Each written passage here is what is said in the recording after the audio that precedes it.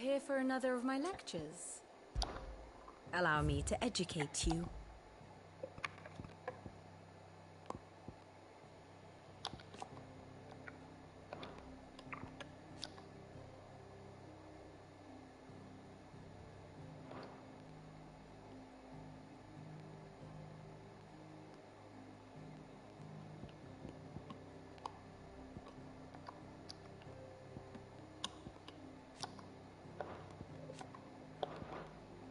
Very good. Ah, my favorite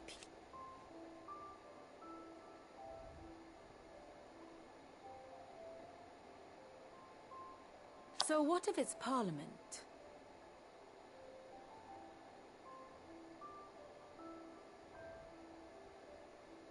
Which leaves but one man.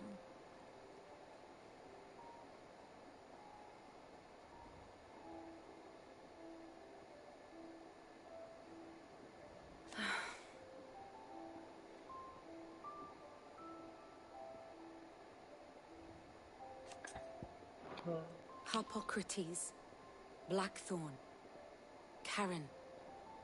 For veterans such as these, Sid's hideaway was a sacred refuge. Kupka took something from them. And now you have avenged that loss. They should be the first to hear the happy news. Sure. That bastard Shadow loomed over us all for far too long. Thanks for snuffing him out, Clive. We're seeing troops amassing at every border crossing. Well, no surprises there. It was the same after Drake's breath.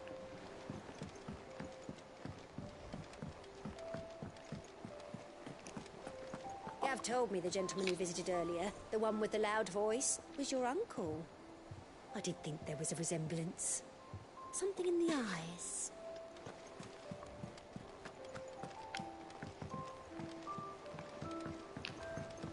It's good to have you back. I was worried.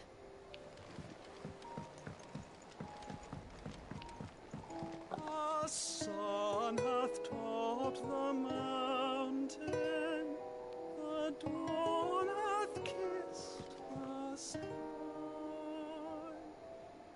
Bid welcome to the morning, and fears of night goodbye.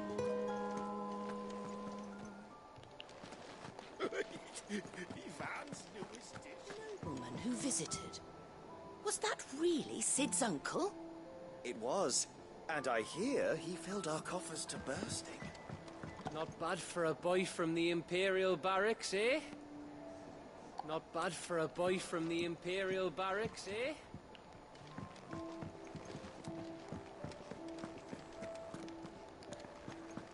Well, come on, Clive. I was hoping you'd be back soon. Well, someone looks pleased with himself. It's true what Maren then. Nothing escapes you, Lady Karen. It's true. Kupka is dead. No more looking over our shoulders then. Good. I'm starting to get a crick in my neck. Don't let it go to your head though.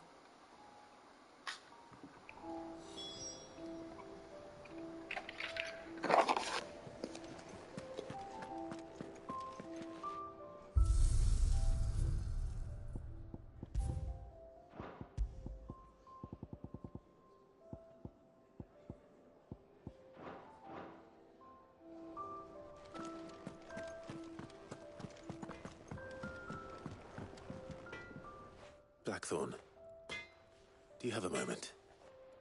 What is it? I'm busy. I wanted to tell you that Hugo Kupka is dead.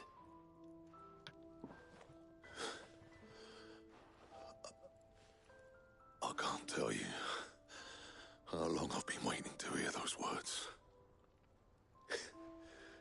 This is it then. A new beginning under a new Sid. I'll try to live up to the name.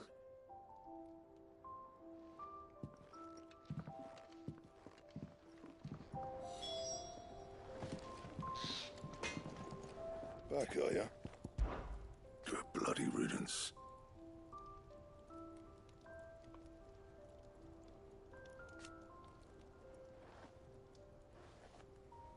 Mine included. What's that for you, dear? Ooh. Oh.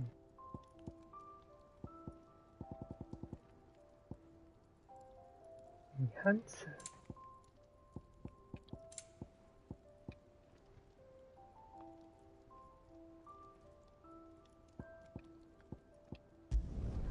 Not bad, if I do say so myself.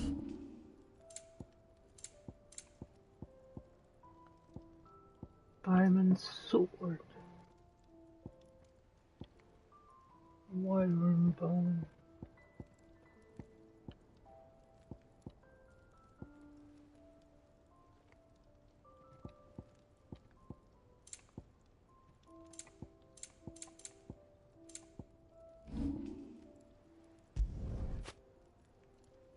Well, Sabi merchant will have avoided the other uncle being the sword like.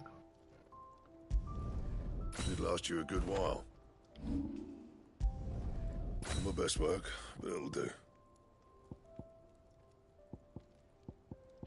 Anything else?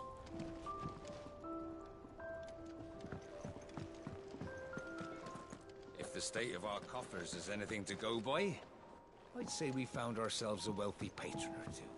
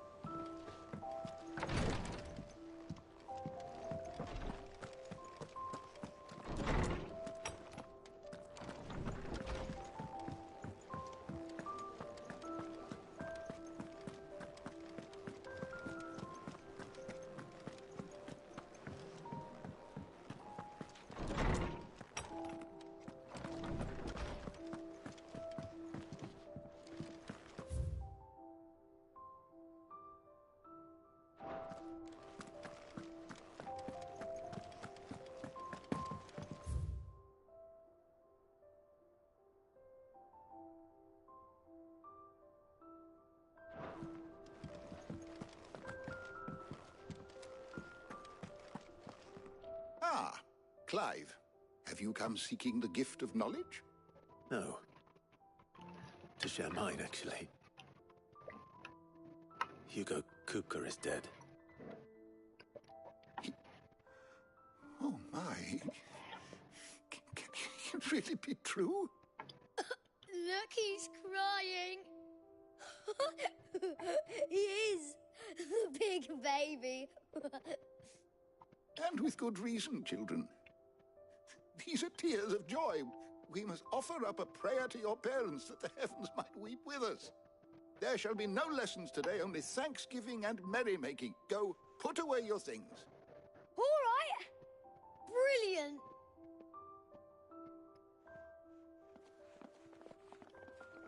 Finally, a new dawn has broken. It has.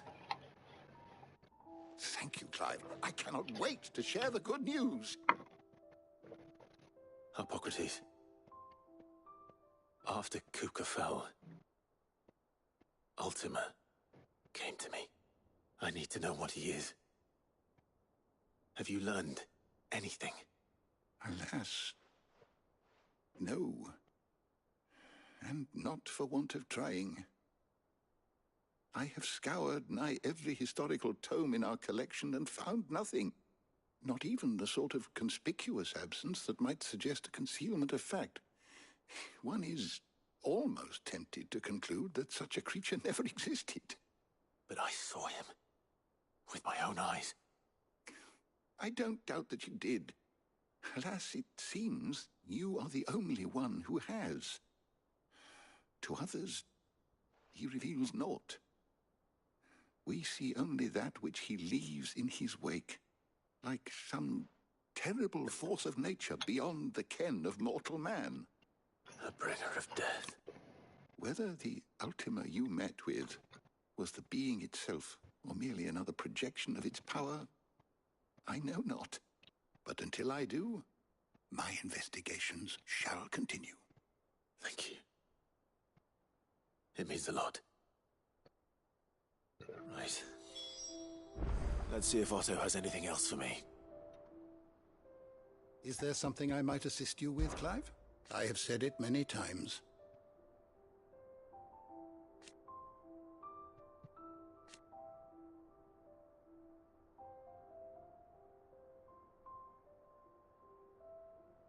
His story is ended.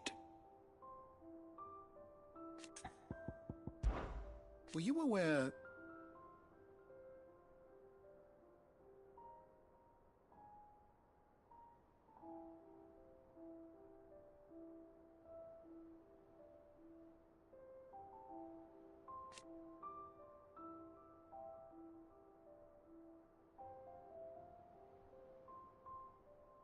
But what of the twins themselves?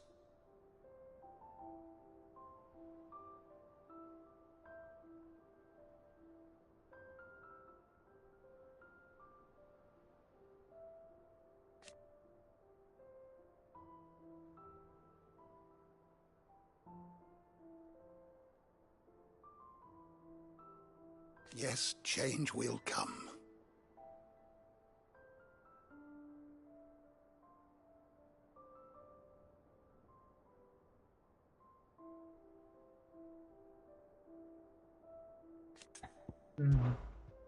I don't believe you've read this particular chapter before. If you have a question for me, I should be happy to answer it.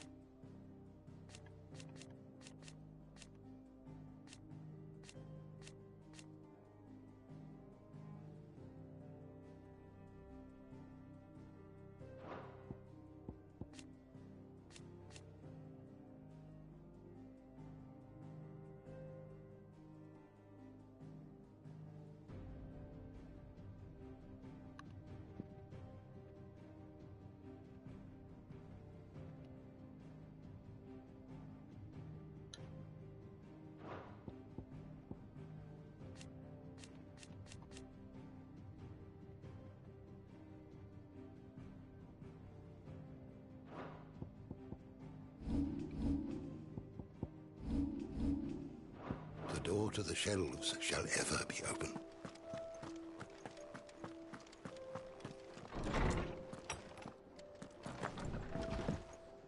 Oh, I'm never drinking. Mr. Sid, the man who hurt your mother and father is gone.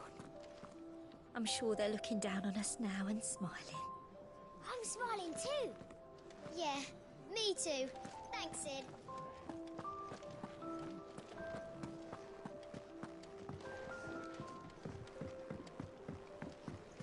I'm telling you, it's true. I heard it from Otto's own lips. Hugo Kupka is dead. Oh, what a relief. Hugo Kupka's dead, isn't he? We don't have to live in fear of him anymore.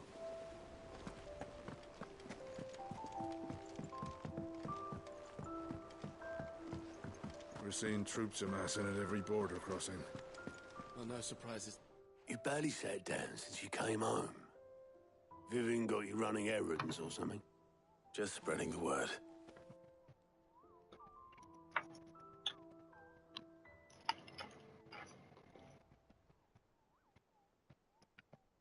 So, the Professor's got a soft side, has she? I'd never have guessed. No. She was right, though. Everyone was glad to hear the news. Ah, but you ain't told everyone. I can think of plenty of friends back at the old hideaway who'd sleep more peacefully for knowing. Not least of all Sid. You should tell him. You're right. I should. And I will. Well, when you do, be sure to take Mid with you. She's been going at it hammer and tongs down in that workshop of hers, trying to do her father proud. But I can't remember the last time she visited the old sod's grave. Very well. I'll suggest it. Don't think Mid's been to visit her old man's grave in years. So take her with you when you go. Let Sid see his daughter's face. If he can recognize it under all the grime.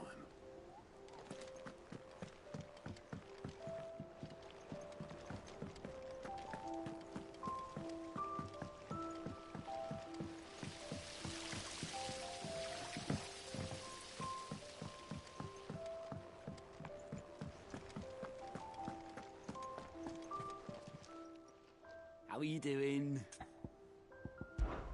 It was luck, and luck alone.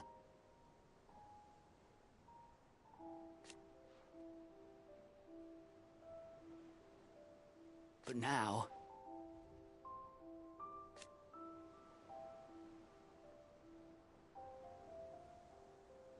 Thank you. Quick look.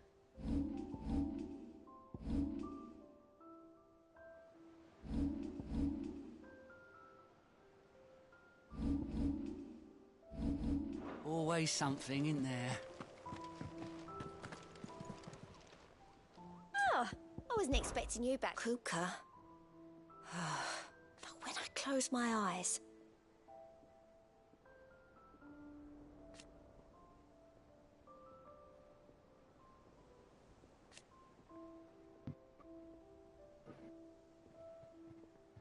Only I don't know how. I wish you were here. Is everything we've received and everything promised? All done?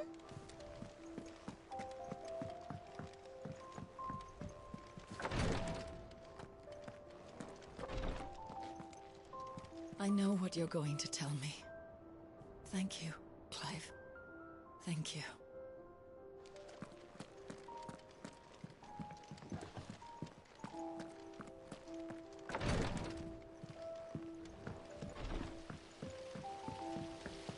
When it comes to boyish charm, Goose has an indomitable rival in Gav. One is the sweet little babe in arms to be cooed over. The other, the naughty little boy who'd pull on my pigtails.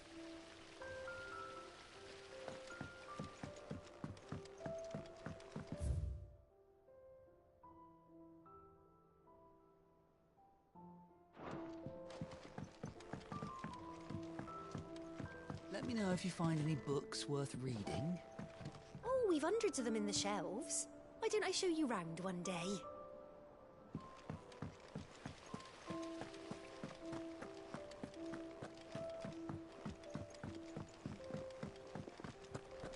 Think Mid might need some help tidying up that workshop.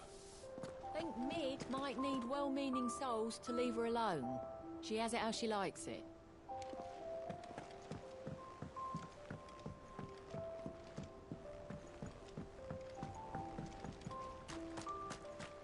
Lovely breeze, isn't it? Sitting here, eating good bread, in good company. Can life get any better than this? Catch your death sleeping out here. I know. I'm too full to move.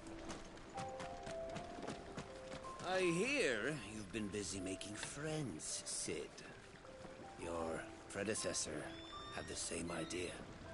Why, he even extended the hand of friendship to me. Not once, but twice.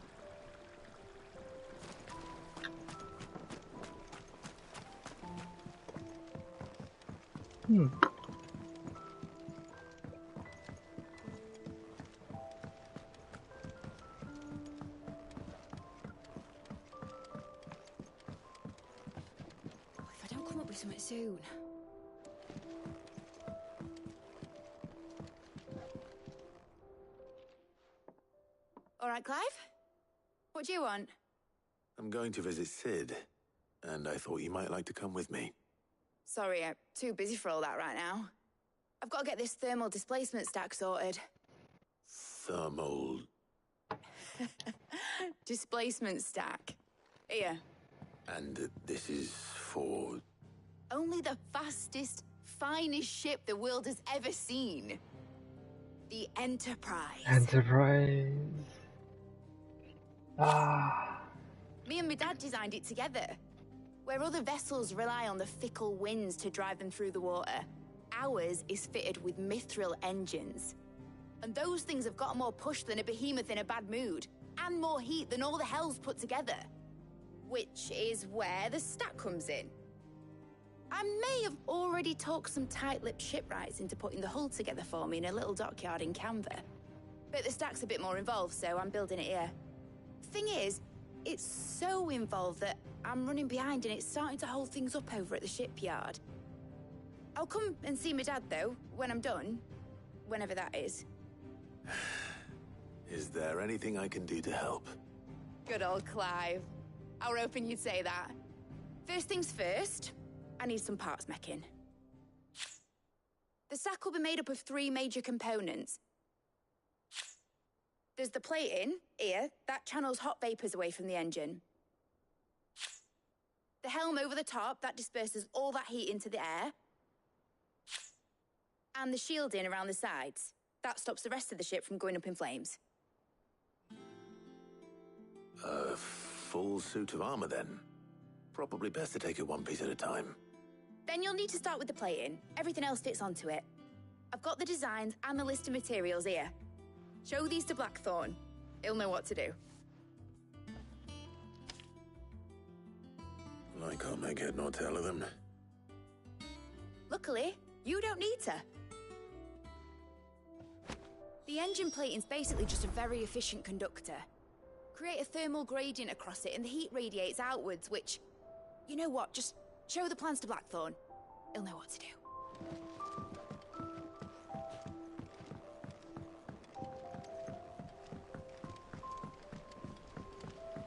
Editors started reading books that don't have any pictures in. Why would anyone want to do that? I knew it was a good idea to have editors study alongside the children. It's really stoked their competitive spirit.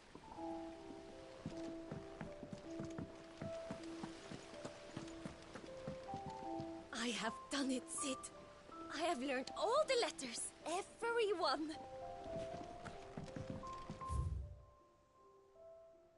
On the last letter, a queen and goblin 3, but he not did a goblin the queen himself. Well, worse, this is better sound to sure. Words shot on my tutors left her black and they back to return. And goody of heart, the queen, she did not take them back. What the fuck? Mead hasn't been her usual self lately. Hardly ever see her with a smile. She's always down in that dungeon of hers, muttering away.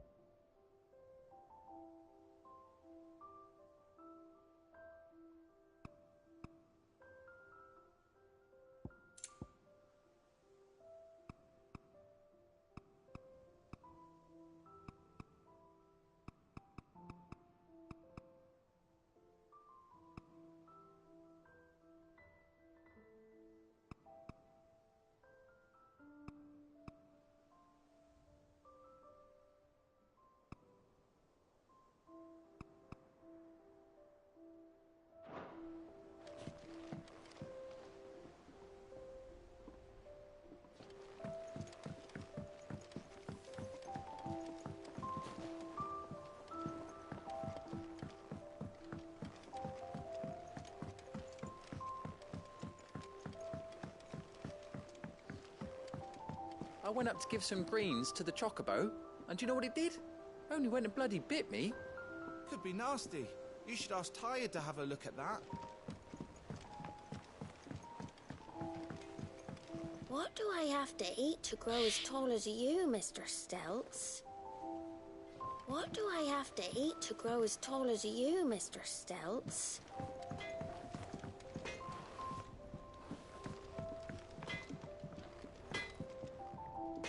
Blackthorn, can I ask a favor? Out with it. It's for Mid. This my last chance to say I'm otherwise engaged. I'd spare myself the arseache. Go on then. What is it this time? She said you would know. Here.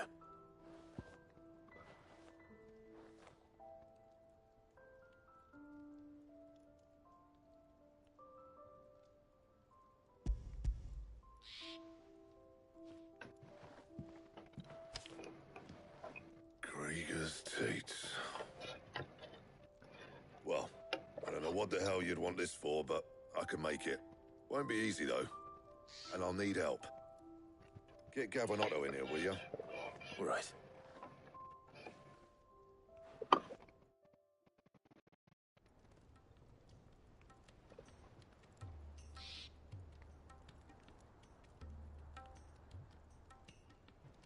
So Mid's roped us all in here again, has she? Typical. Still, if that's what it takes to get her to visit Sid's grave, I'll do what I can. And, what is it we need to do, exactly? Take a look at this. It's this plating. The usual sword grade steel won't work. We need something that can get very hot, very fast, and still keep its shape. That means an alloy. Something that won't break or buckle at the temperatures she's talking about. Which is where you lot come in. I need materials, and I've got my work cut out already. You'll have to fetch them. Now, there's a special kind of sand I'm after that you can only find out in the Velcroy.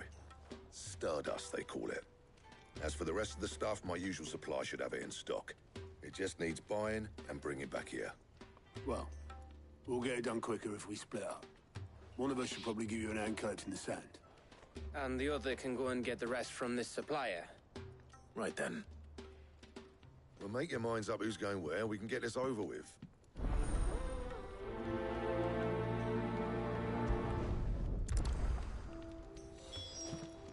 Up to you who you take to the desert. I mean, Gav's good in a fight, but you don't have my winning personality. Ah, don't listen to him. You'll be in the lowest of low company with either of us.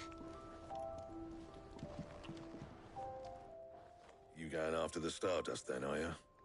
Which one of these two lucky souls is going with you?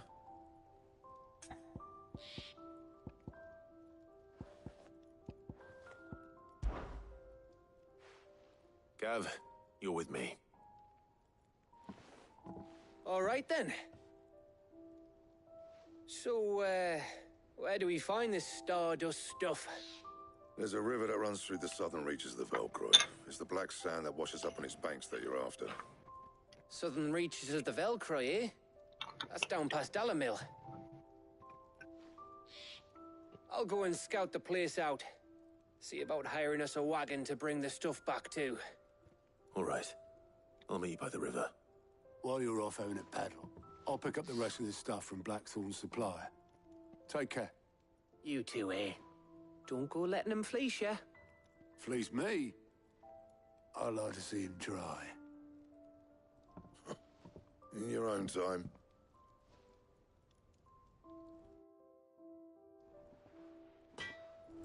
Sounds like this river we're looking for is south of the Dalamil Inn. I'll hire us a wagon and meet you there. I'll get us a good price. It's that one you want to worry about. I heard what you told Nan about Kupka. Hopefully all our old friends can rest easy now. Well, don't just stand there gawping. It's a relief. Thank you, Clive.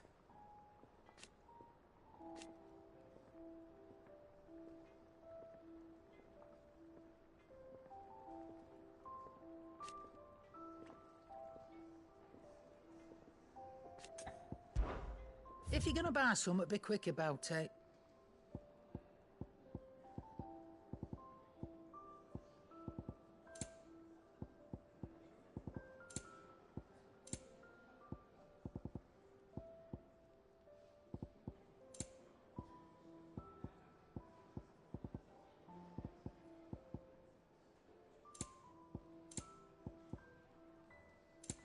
Come again. Or don't. I'm not much bothered either way.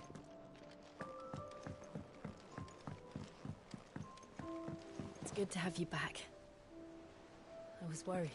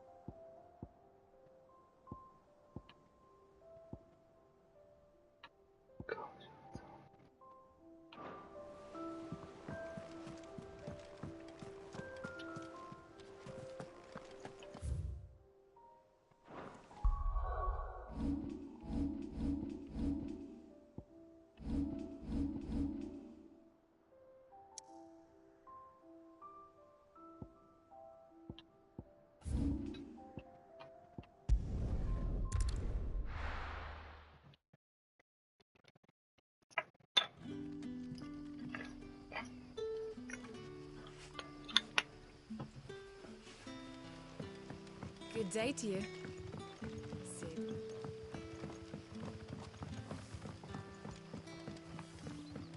The crystals we get from the tail are all but worthless. It's not just the crystals. Bearers are having trouble with their magics as well.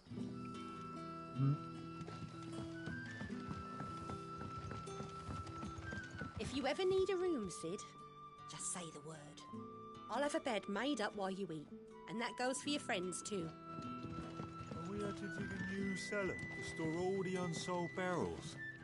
If too many barrels is your problem, I reckon I could lend a hand. Good to see you, Sid, as always. Master Quentin's out back.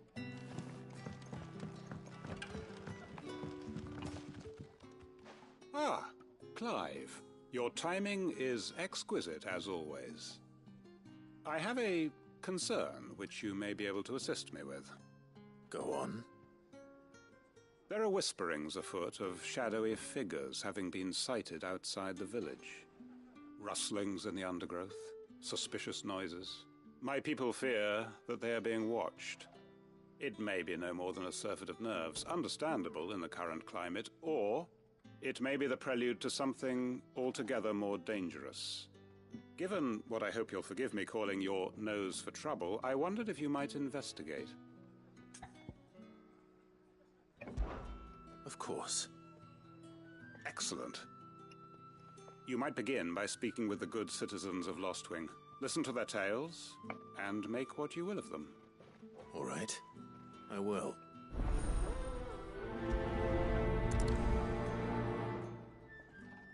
My people speak of strange shadows glimpsed in the gloom of the woods. Either these are figments of anxious imaginations, or someone is out there, someone who does not wish to be seen. Right.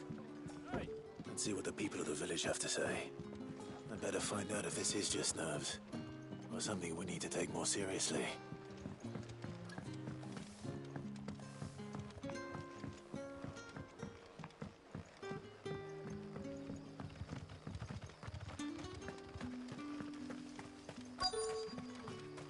Word is, the Black Shields took a hiding at the hands of some bearers in the old duchy. Yeah, and who do you think they'll be taking that out on?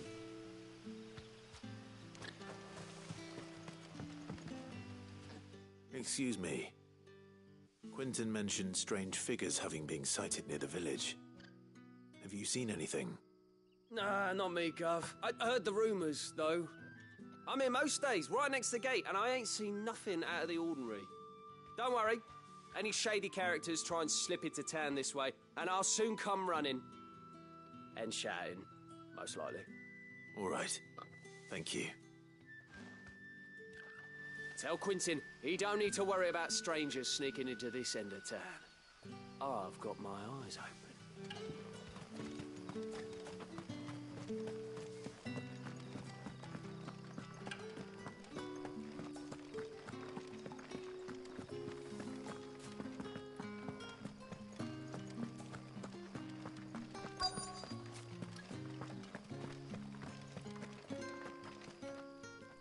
Do you have a moment? There's talk of suspicious figures in the woods. Have you seen anything out of the ordinary? No, but I've heard something. Sound of scraping metal, like someone sharpening a sword. Where was this? In Lorbert's Pass. Was out foraging for herbs when I heard it, screeching out from between the trees. Ran back here as quick as my legs would carry me, and I ain't been back since. I see. I'll look into it. Thank you. I was in Lorbert's Pass when I heard it. Sounded like someone whetting a blade, ready to slit my throat. Put the wind right up me, it did. Seems... Albert's Pass is our best bet, then. What do you say, Torgal? Shall we go and investigate? Fetch!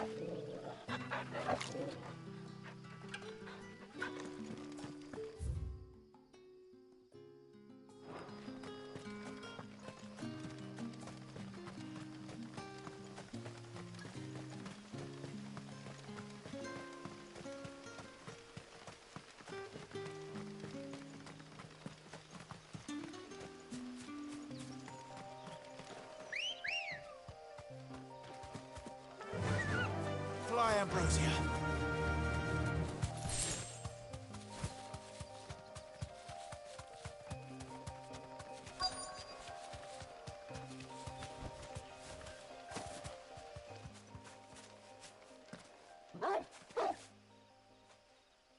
You there.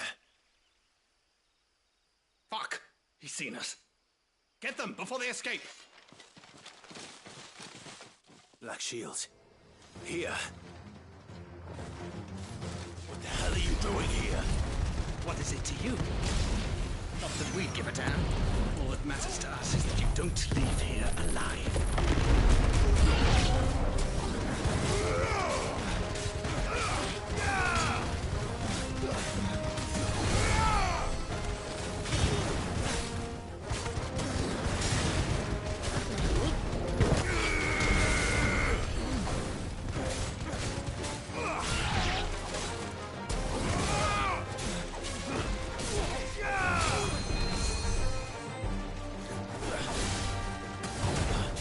Ah!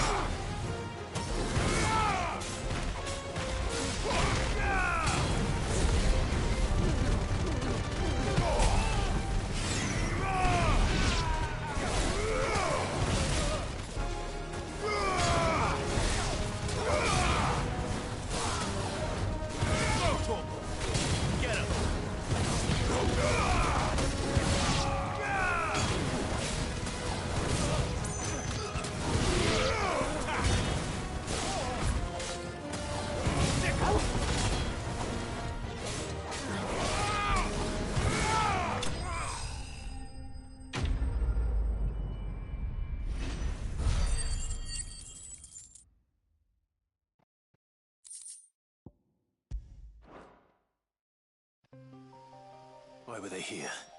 Are they planning an attack on Lostwing? I need to warn Quentin.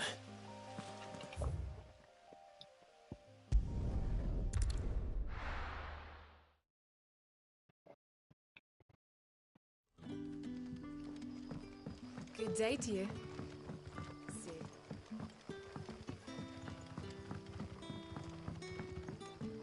The crystals we get from the temple.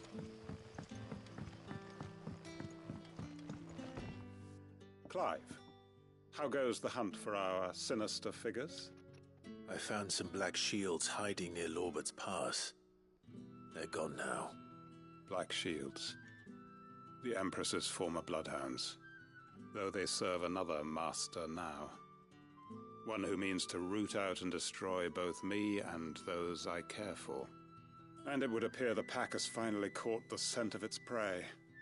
Damn it all. I had hoped I would have more time than this.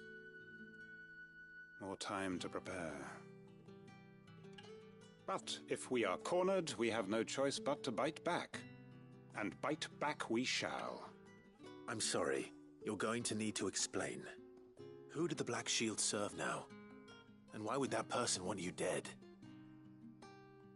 Because I want him dead. Mm-hmm. Who? The former Lord Chief Justice of Sanbreque. All that I have built here is for him. I don't understand. Why him? Why Lostwing? I suppose it is better that you know the truth. I was a member of the judiciary once. So sickened was I by the injustice of this world, I swore to fight it. And fight it I did in my own small way. I saw more than a few corrupt officials condemned to the very cells into which they had thrown blameless innocents. Men to whom the law was but a scourge to turn against the powerless. And throughout, it was the Lord Chief Justice who backed me, who was my one true ally in the quest to see justice done. So what changed?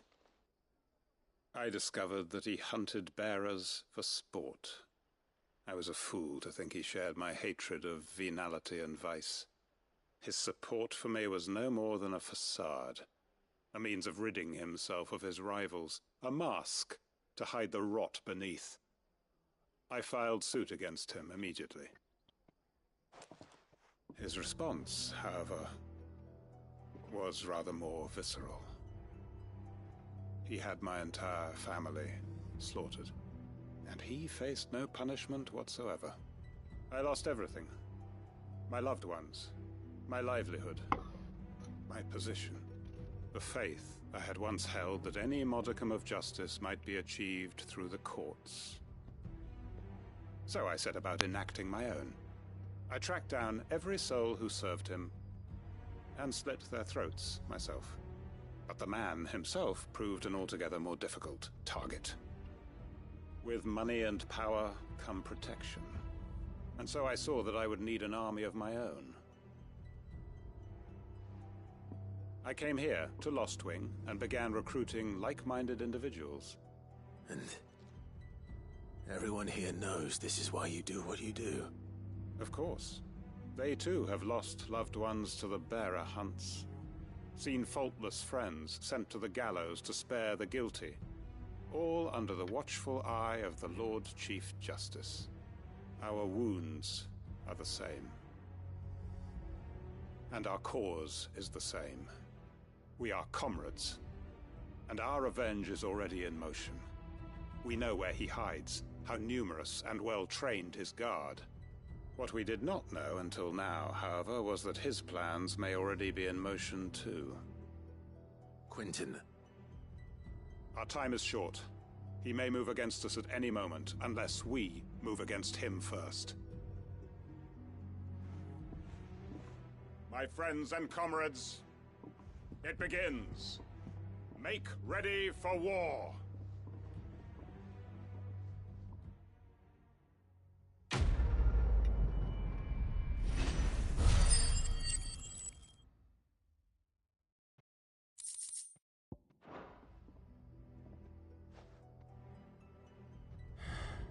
I'm not going to change his mind.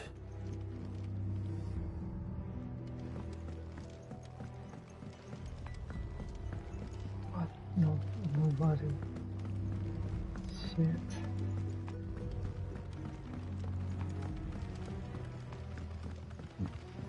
That his lordship's vultures should be found circling the village can mean only one thing.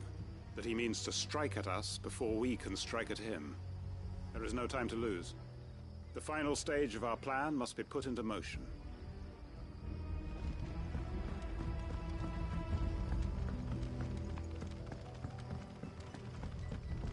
I'll be taking you all to a storehouse in the Bales. Leave anything you don't need behind.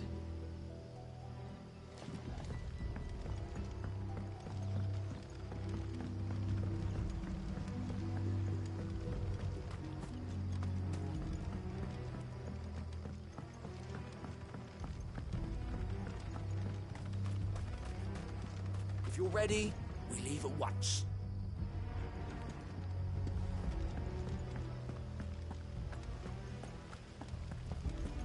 Come, my children, the reckoning is nigh.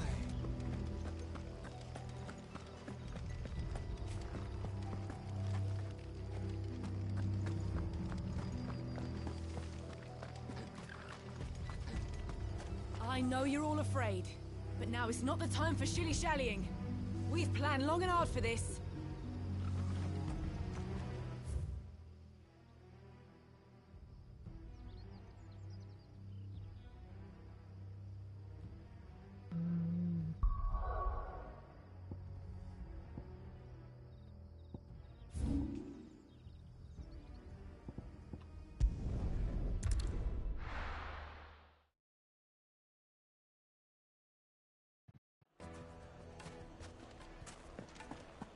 I take it Drake's Fang was your doing, Sid.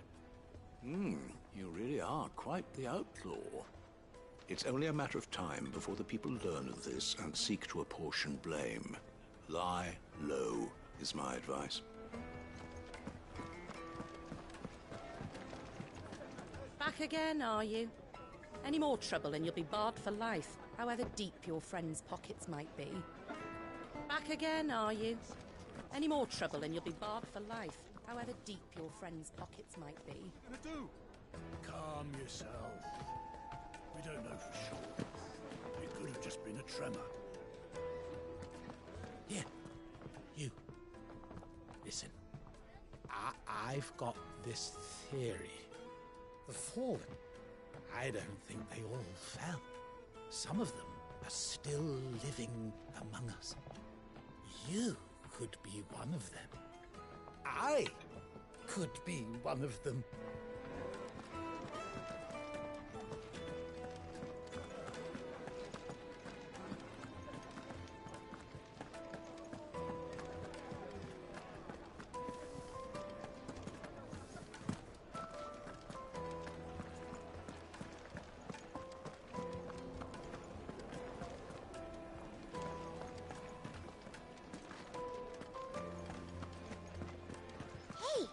Lubor's badge.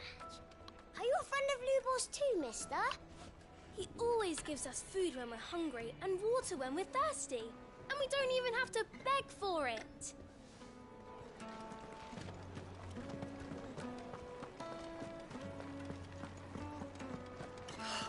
I need a drink.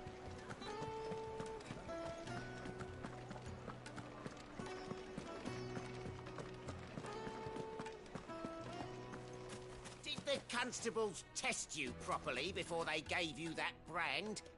Wish that I could file suit against them, but I can only hope to recoup my losses at the next slave market. I have crystals enough to last me till then. No, I'm telling you, it's gone. I saw the crater on my way back from the Free Cities, and it was empty. That can't be true. But it is. I saw it with my own eyes. And I'm not the only one.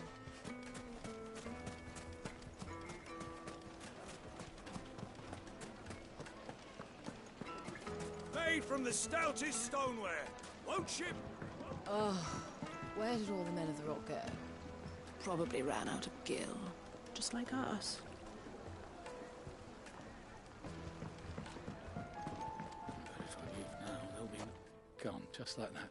And without so much as a by your leave. What's the matter? It's my apprentice. He up and vanished while my back was turned. I'd go and look for him myself, but I've got a bakery to run. A bakery that's now short one pair of hands. Loath though I am to rely on the kindness of strangers, I'm at a loss.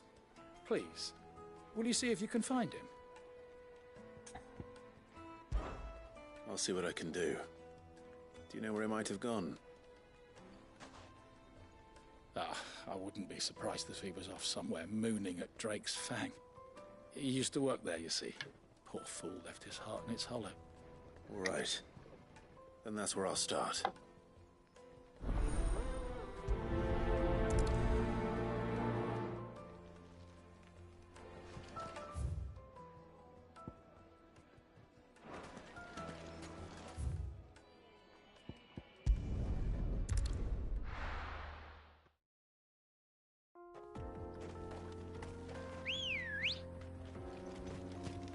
Ready, go?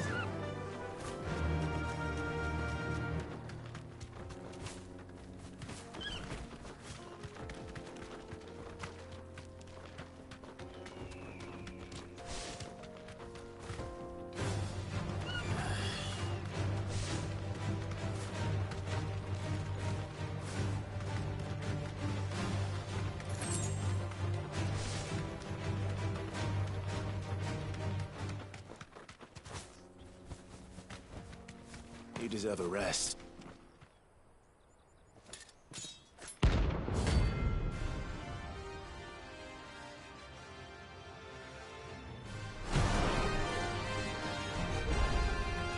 My blade yet hungers. Say goodbye. Come. Let us feast on your flesh. Your feasting days are over.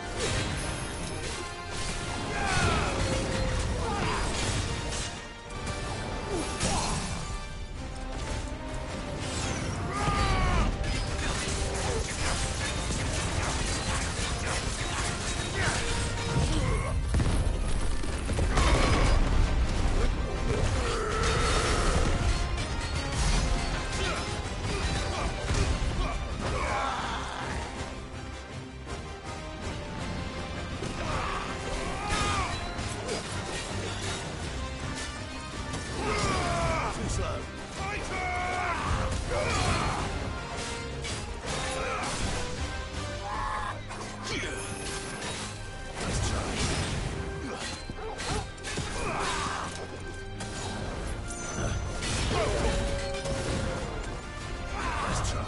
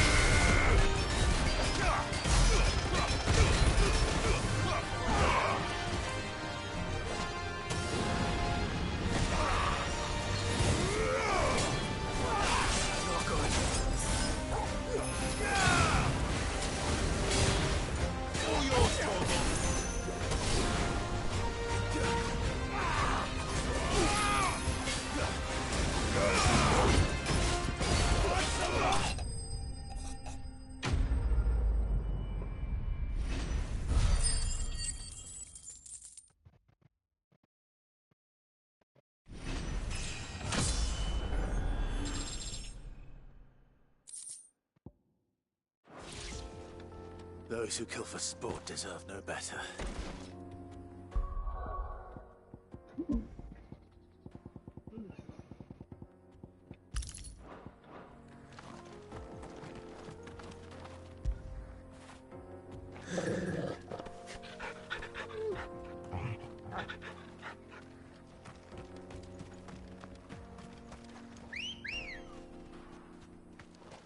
Good girl.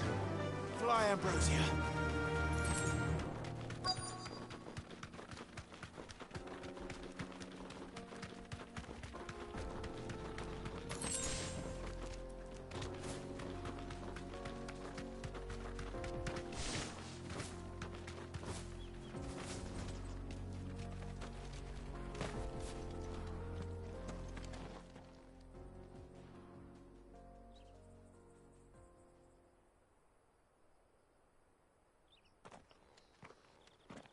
Excuse me. What do you want? The baker sent me to find you. I am a sorry, selfish sod, aren't I? I'm certainly not a baker. Master must have ruled the day he took me in. Time was the sight of the fang used to calm my nerves. But now look at her. I take it you missed the Mother Crystal. I hated her, but she was all I knew. Worked her mines for years. And when she shattered, part of me shattered with her. I had to trade my pickaxe for a rolling pin. But I'm no good at baking. Every loaf I touch collapses. My bread's as hollow as I am. She was the only thing that could fill the hole inside me. Oh, I loved her, damn it. But now she's gone.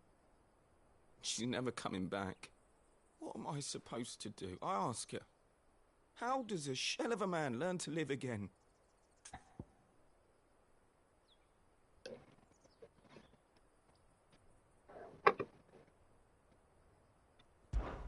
Perhaps you could express yourself in your work. If you miss the Fang, maybe you could recapture it somehow. Recapture it? I'm a baker, not a... You know, you might just be right. What a fool I've been! I have to get back to the bakery right away. Thank you. Thank you, my friend. You have opened my eyes. Wait.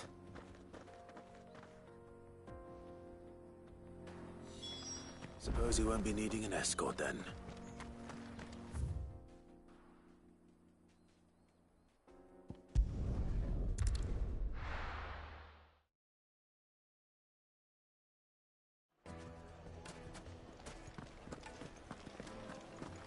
The finest fabric! The most fragrant herbs and spices from... Ah, there you are. The man who lit a fire under my wayward apprentice. Though I worry you might have stoked the flames a little too high. He damn near ran me down trying to get to my oven. Master, it's ready. Behold the Drake's Balm. A truly unique creation. I dare say it is. Just look at it. A perfect likeness of the Fang herself. Her steepled peaks, her fulsome spurs, her inviting hollow. True, my loaves collapse more often than not, but what's the Fang without her crater? Why, no Fang at all. And look, inside. She's filled to bursting with a bounty of beautiful crystals. Salt crystals! Master, I have found my purpose. I must use my work here to preserve the memory of the Fang. Well, if it tastes half as unique as it looks, I'd certainly say you're onto something. Not only is my apprentice back, but he's finally pulling his weight. With any luck, I might even have a new delicacy on my hands. I don't know how you did it, but you have my thanks.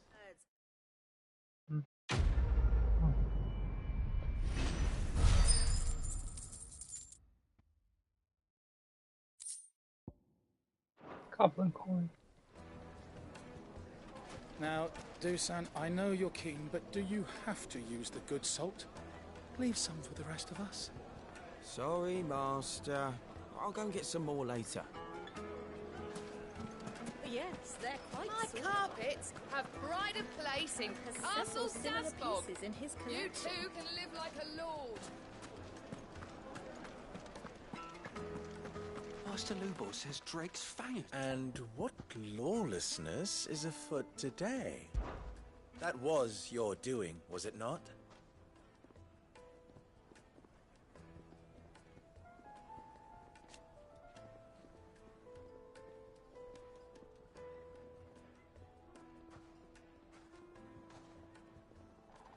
As for me,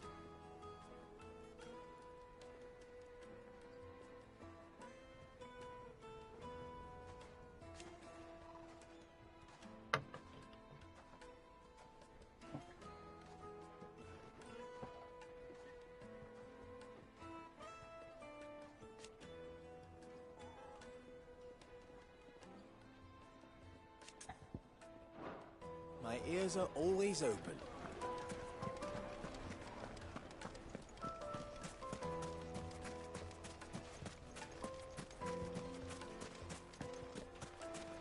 Clumsy lout. If anything's damaged, it's the lout.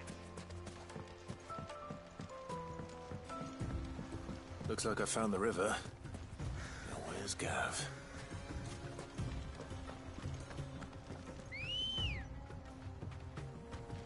Let's go. Fly, Ambrosia.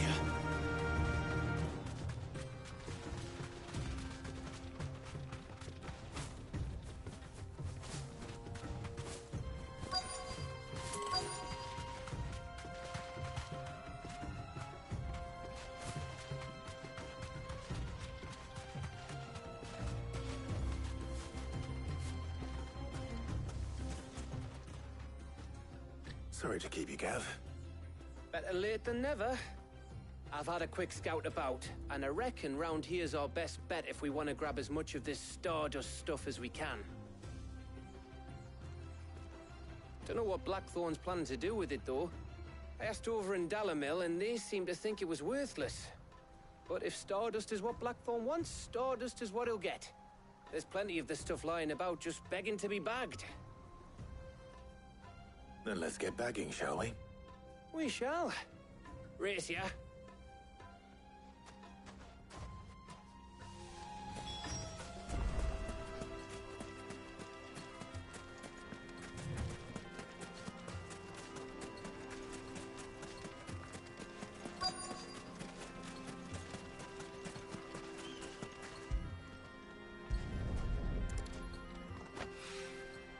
So this is Stardust. It just looks like black sand to me.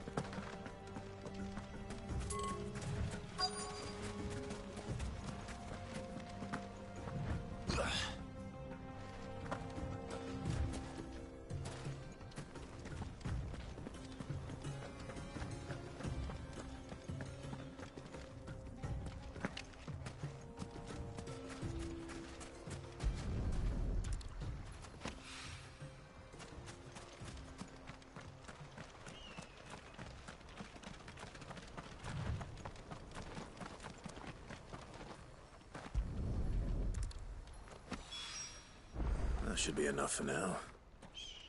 Let's see how Gav's getting on.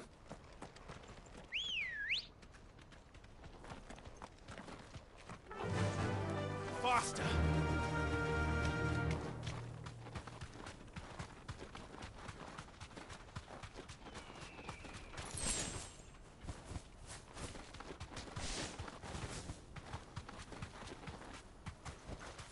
Thanks, Gal. You finished? How much did you get? Enough. I hope. The Genesis star was shot from the heavens and punctured a hole in the downland desert, where it spun toward the fountainhead of the river.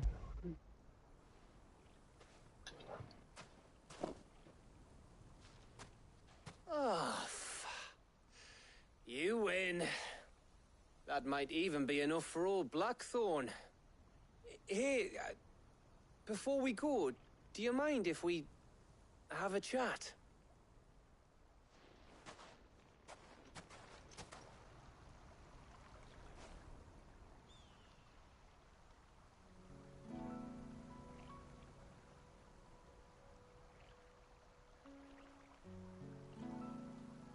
Feels like ages since we had the chance to talk. You know, man to man like. It does, doesn't it? Back when you first took Sid's name, we were talking all the time. Working out what to do in that. There was a lot to work out. And there still is. Those shoulders of yours starting to feel the strain. Hardly ever see you around the hideaway nowadays. Always on some errand or other. You can take a day off, you know. Says the man who spends most of his time behind enemy lines. Only because you keep sending me there. I know I can count on you, Gav. Likewise.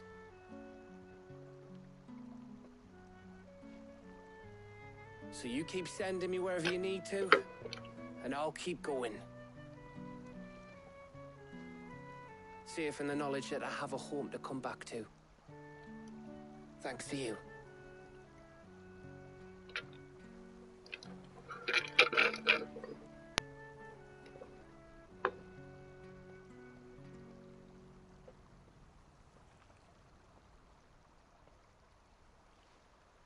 Right. That's enough soppy shite for one day. We'd better get this lot back to Blackthorn before he slings his hammer at someone. You go on ahead. And try to get some rest once you're there. Oh, I plan to. Believe you me. After Blackthorn gets what he needs, of course.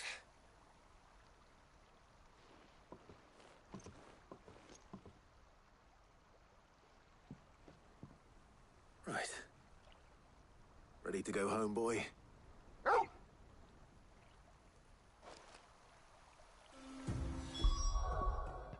Thanks.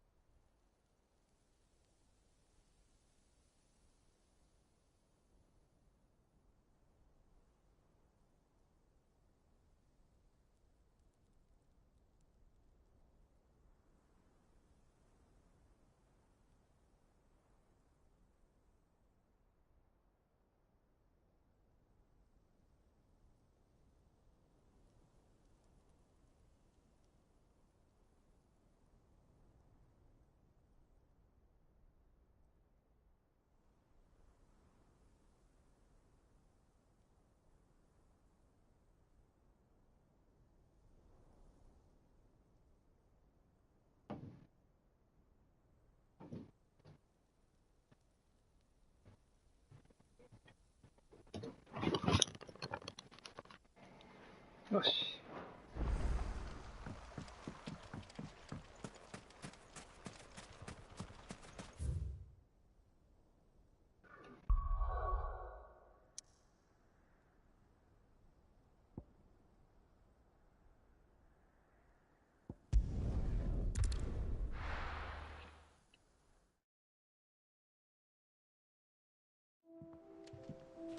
Let's hope this is all Blackthorn needs.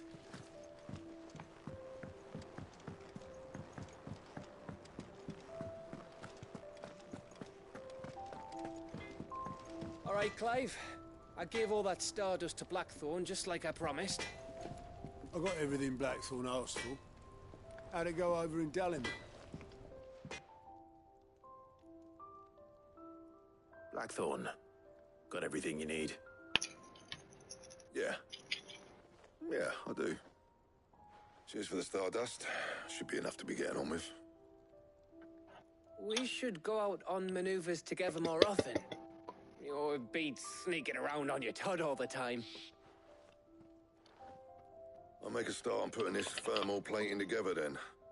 It will take some time, mind. So if you've got other things to be getting on with, I could do without you breathing down my neck. Thank you, Blackthorn. I'll let Mid know construction's underway.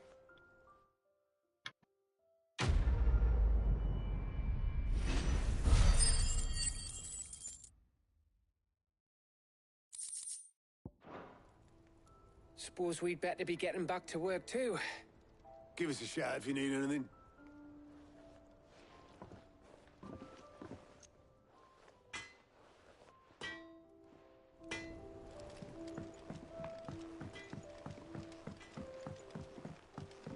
I went up to give some greens to the chocobo, and do you know what it did?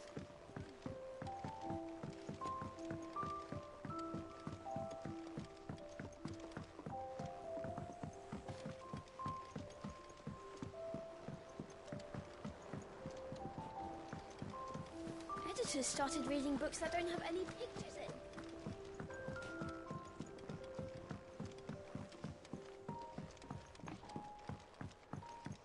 If I don't come up with something soon. You'll be pleased to hear that Blackthorn's started work on the plating. Excellent. 1 down, 2 to go. So, what's next? The helm, of course. For this, we'll be repurposing fallen scrap. Salvage from the ruins? I thought that material was all but impossible to work. Ah, but we don't have to. I'm sorry. Just so happens there's one particular ruin that's broken into exactly the right shape and size pieces for what we need. What's the name back there? I'll give you all the details. What's her name? Right. Talk to her back there. You know, thingy. She'll tell you exactly which bits of which ruin we need. You just need to go and find them. Helena. Oh, Sid, is this about the helm? Yes. Mid said I should speak with you. I'll show you the plans then. Here you see the mithril engine, in which mithril is burned to generate heat. That heat is then harnessed to produce motive force. Excess heat is dealt with by means of the thermal displacement stack, which disperses it into the surrounding air. Now, were we to rely on thermal plating alone to achieve this effect, the rate of excess heat buildup would far exceed the displacement coefficient of the plating. In other words, the reactor would overheat and eventually explode. This is where the helm comes in. It connects to the plating, you see, and serves as a sort of thermal sink to absorb all that excess energy. Our experiments have shown that fallen ceramics are remarkably thermophilic. They can withstand and absorb levels of heat far above anything we are able to make today. And not only that, they're also waterproof and immune to rust, making them the perfect material for our protective hood. Why, if sea or rainwater were to enter the reactor proper, it would vaporize instantly. The forces produced would tear the ship from stern to... You can stop there. I understand. Mid said we might be able to use parts of a fallen ruin. Where would I find it? Ah, yes. It's in Lorbert's Pass, near Lostwing. The thing is, well, I probably should have arranged to have the pieces we need brought here sooner. You see, a certain unwanted visitor has taken up residence there. It's no longer a matter of just walking in and taking them. It's, going to be considerably more dangerous than that. I see. I suppose I'd better deal with this unwanted visitor for you. Would that help? Very much. Thank you, Sid. I'll gather my team and head there right away. We'll meet you outside the ruins.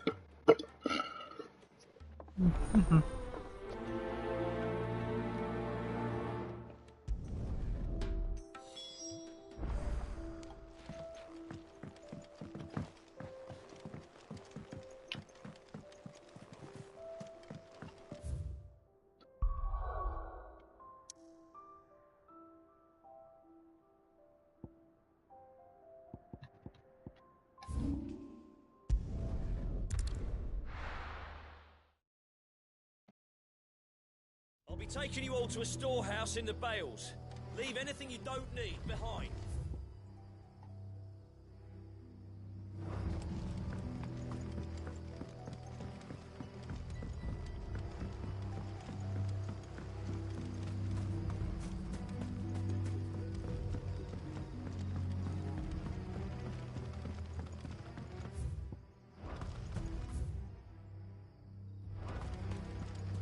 If you're ready, we leave at once.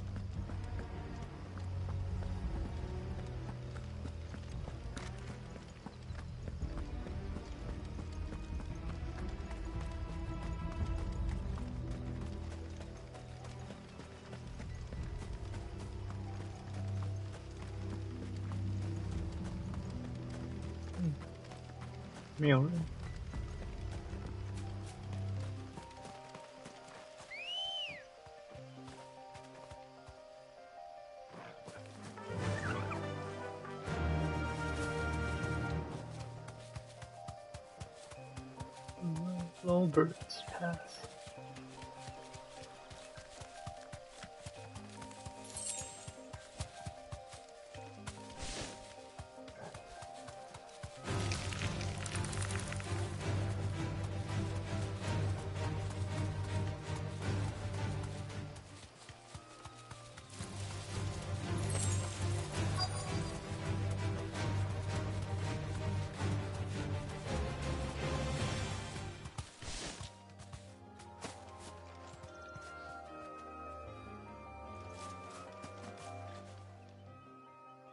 Oh, there you are, Sid.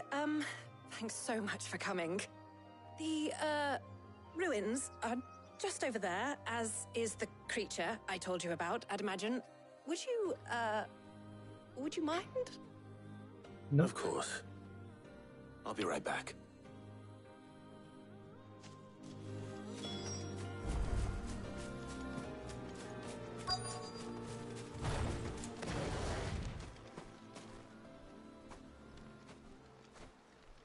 Anybody home?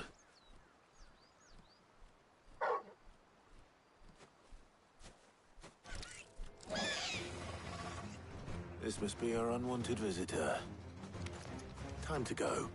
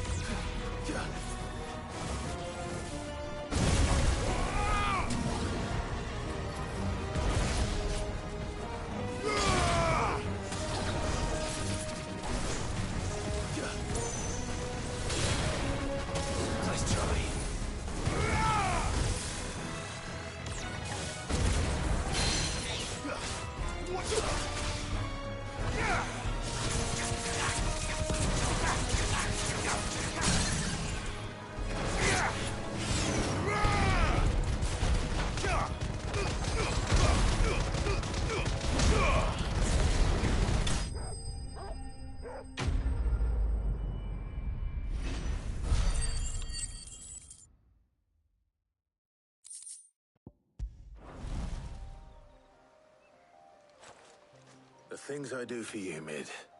Sid! Oh, thank goodness you're safe. You shouldn't have any trouble now. Indeed. Well, don't let us keep you. We'll, see that everything is transported safely back to the hideaway. All right. I'll let Mid know you're on your way.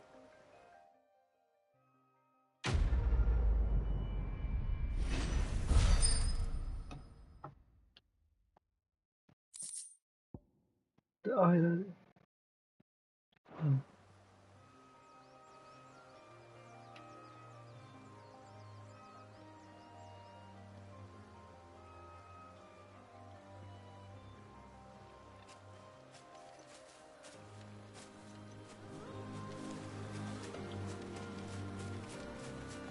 Your work is done, Sid. We'll take care of the rest. Let Mid know she'll have her helm very soon, would you?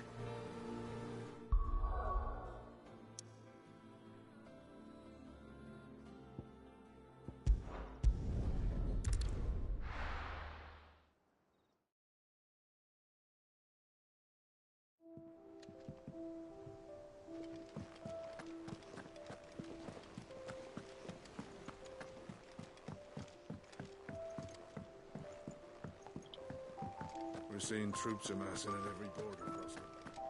Well, no surprises there. Welcome to the Patron's Whisper.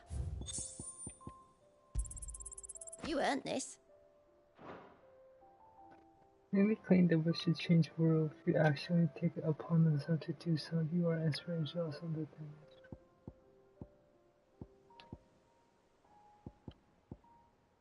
Come again. I may have more for you.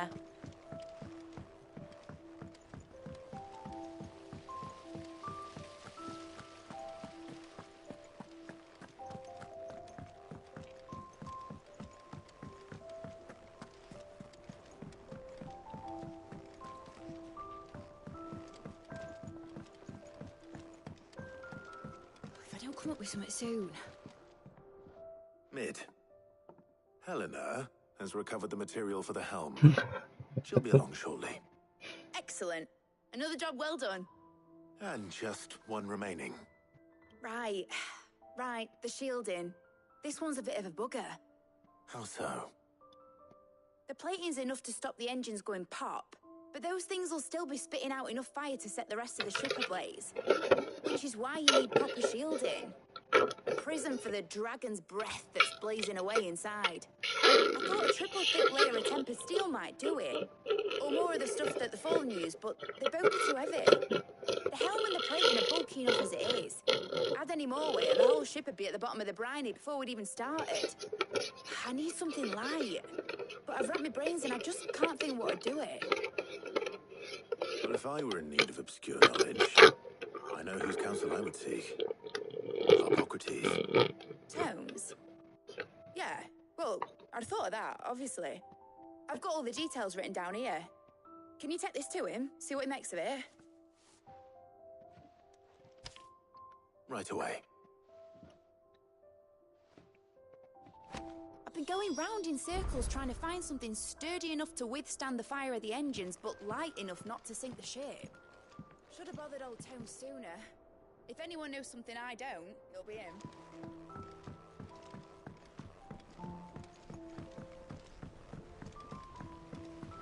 Editors started reading books that don't have any pictures in. Mid hasn't been her usual self lately.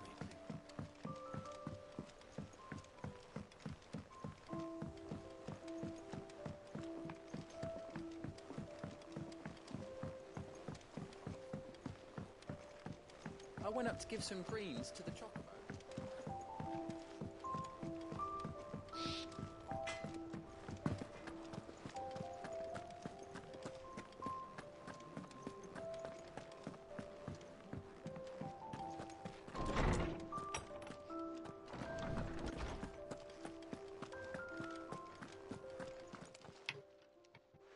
Hippocrates, do you have the moment? For you, Clive? Always. Well, actually, it's for Mid this time. Could you take a look at this? Baffling diagram made all the more confounding by the preponderance of question marks said. Embellish its water.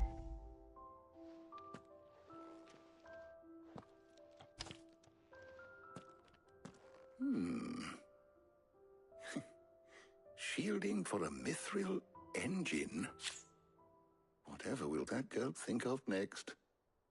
And what are these notes around the edges? She has some specific requirements for the materials. The shielding needs to be able to resist extreme heat on the inside, and yet remain cool enough on the outside not to set the ship alight, while also being light enough not to sink it. As you can imagine, she's struggling to find anything that meets her needs. I see.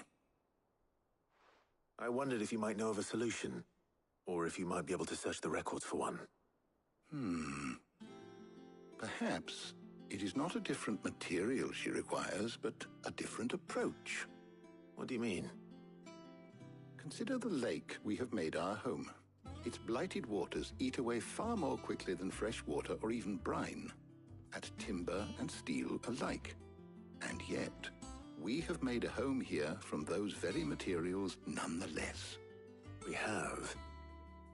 But Bardolph must varnish every board twice over to keep it from rotting. And Obelisk complains that without a constant supply of pitch. I see. Early Gregorian histories speak of a preparation known as moondew. It is said to be able to resist even the most ferocious flames. Before the dragoons tamed the worms and wyverns of the realm, nobles would daub their castle walls with it in order to guard against dragonfire.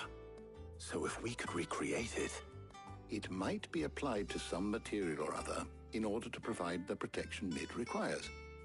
As to how best to apply it and to what material, perhaps Bardolph and Obelisk might be of assistance. I shall speak to them and see what wisdom they might have to offer. If you would be so kind as to procure the necessary ingredients, I shall discuss the specifics of how it might be most effectively put to use with our two friends. The knowledge of the past may yet prove useful to we of the modern era.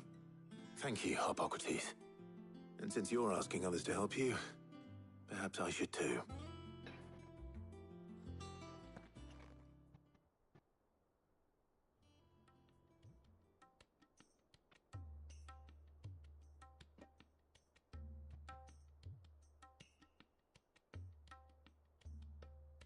So you need a hand, do you? We do. I'll be heading to market for the ingredients we need. I could do with some help. And some company, too. The other can assist me in researching how best to prepare the shielding itself. Can we count on your aid? Always. Well, if Jill's game. Thank you. I am sure either of these fine young minds would prove indispensable in my research. I leave the decision as to who will go with whom in your capable hands, Clive.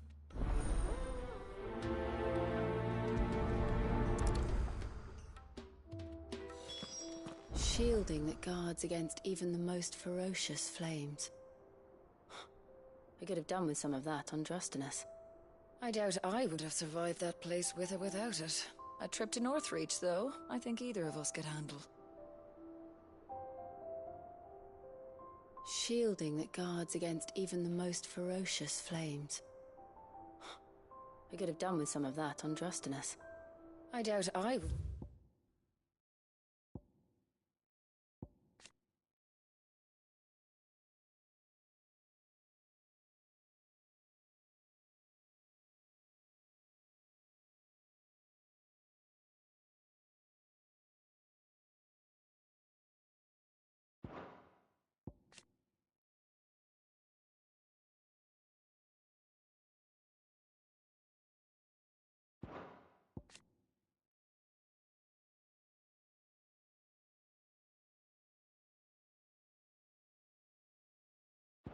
Survived that place with or without it. A trip to Northreach, though, I think either of us could handle. So, Clive, have you made your decision? Who will accompany you on your little excursion?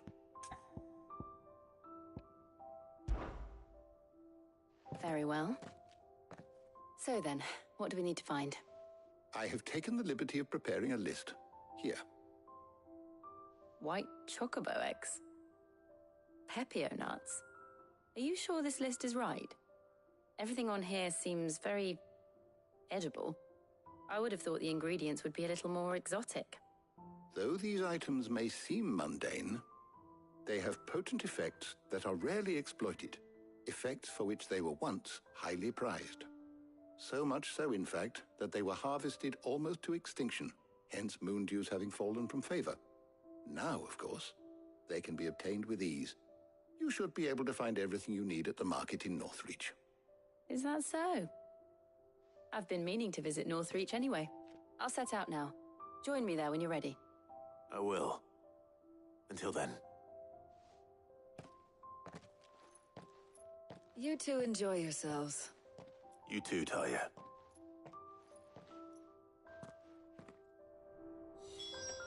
Good luck in Northreach. Try not to get too distracted from the task at hand. Good luck in Northreach. Try not to get too distracted from the task at hand.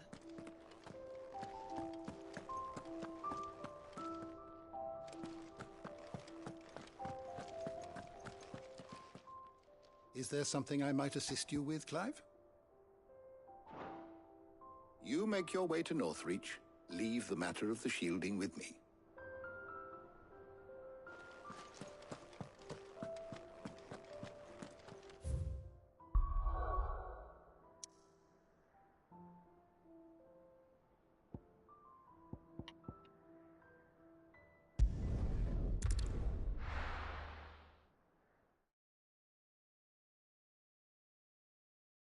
Now, where's Jill?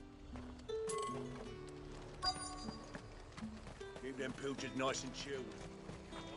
Spoiling another catch. And what can I do for you?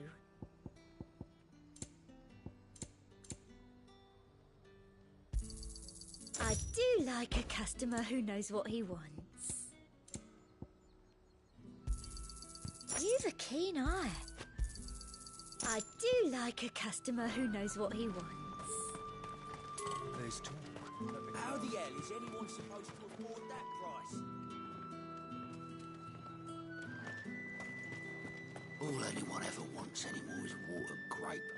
How am I supposed to make a living? Fresh cuts! Come and get them! Up! You'll not find a bruised pippin in the bushel!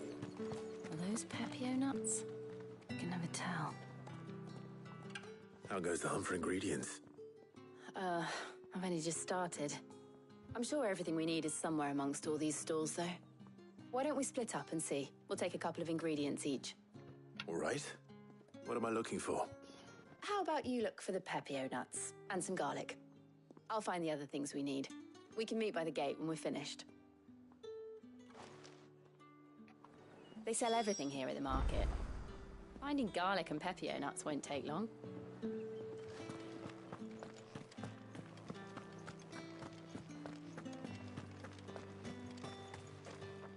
Any friend of the innkeeper is a friend of mine. I hope it's to your liking. You're always welcome here in Lostwing.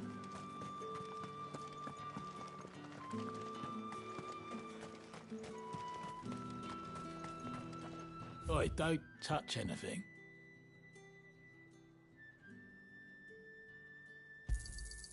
And? That's everything. Let's see how Jill's getting on.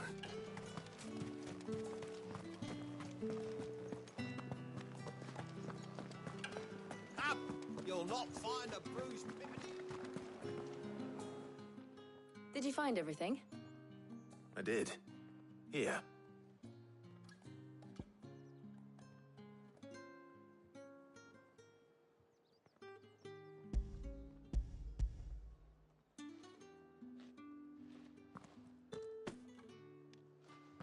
Garlic and Pepio nuts. Perfect. Now all that remains is for Harpocrates to somehow turn all this into what Mid needs to keep her engine cool.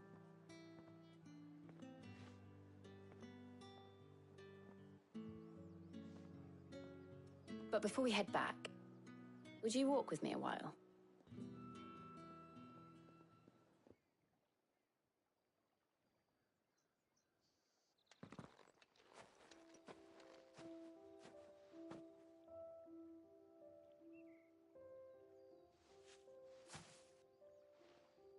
Thank you for asking me to help you today. It makes a nice change. It does. It's good to get away from all the battle and bloodshed for once. Just being here reminds me of when we were children. Do you remember? Walking down Market Street in Rosalith, taking in the sights and smells. How could I forget? What with Torgal's antics. Remember how his nose would prick up at the scent of sausages? He'd go racing away and we'd have to go running after him. We wouldn't catch you now, would we, boy? Is there anything you wanted to buy for yourself while we're here? There was, yes. Well, sort of. Molly in the kitchens told me about a place that sells particularly good pies. Thought you might like to share one with me. I would. Thank you. And I saw some bread.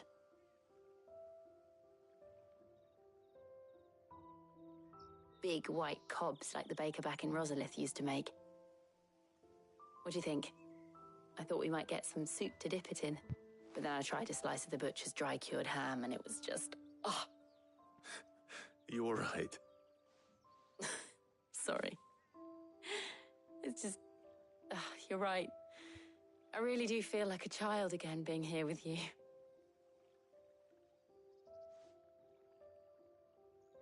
Clive. Is it wrong of me to enjoy this? No, Jill. This is how life should be. And it's how our lives will be when our work is finally done. When we can live on our own terms. I hope so. Thank you, Clive.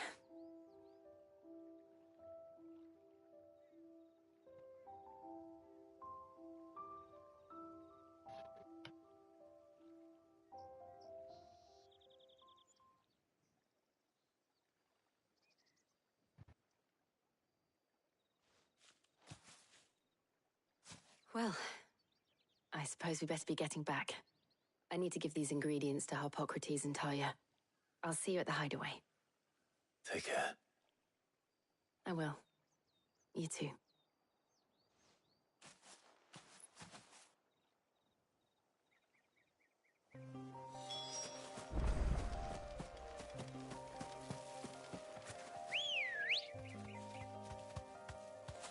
Let's go. Fly, Ambrosia.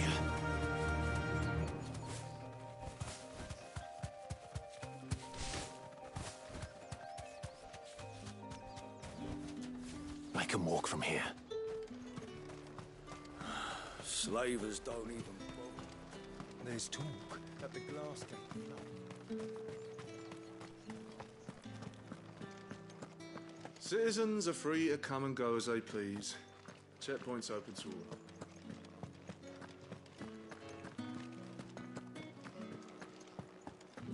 Citizens are free to come and go as they please.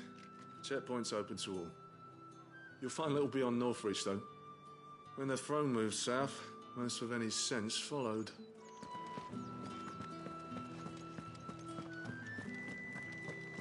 Did you hear? The gates to Heavenhall in the area were breached by someone. Or something.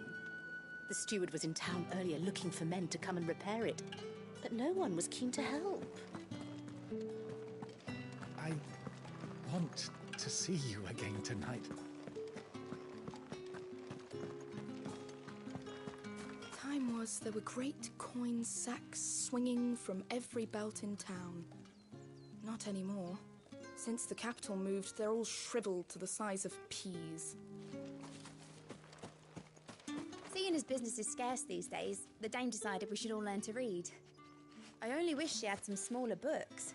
My arms ache something fierce. What am I going to do without sweet water and oil of talc?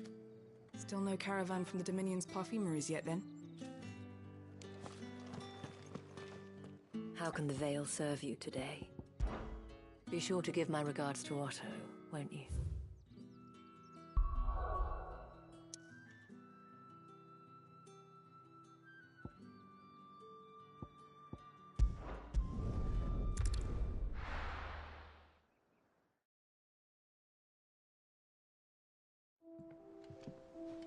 I wonder how Harpocrates is getting on with the Moondew.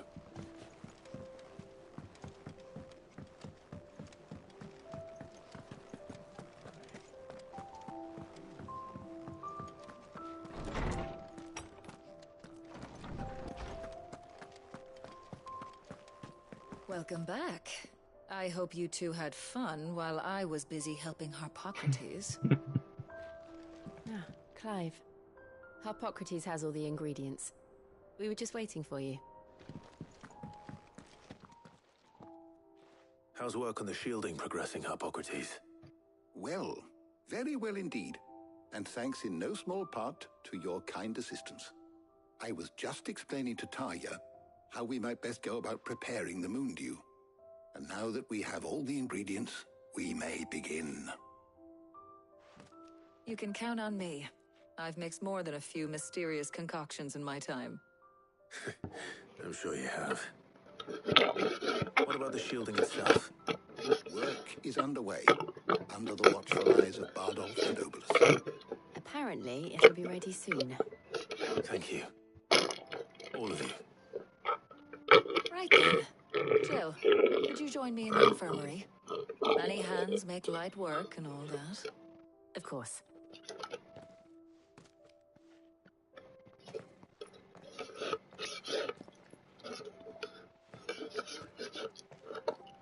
Oh, and Clive, thank you. It was nice just being with you.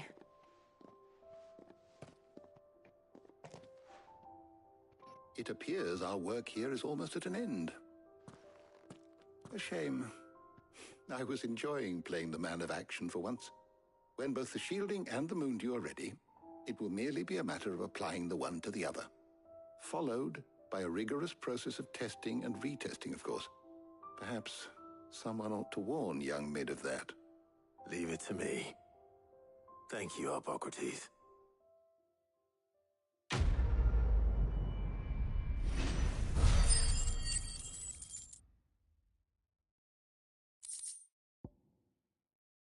Black blood. Well, I better go and give Mid the good news then. Is there something I might assist you with, Clive? I do hope that... My knowledge is yours. I do hope the moon dew works. I hardly dare imagine what Mid might say if it doesn't.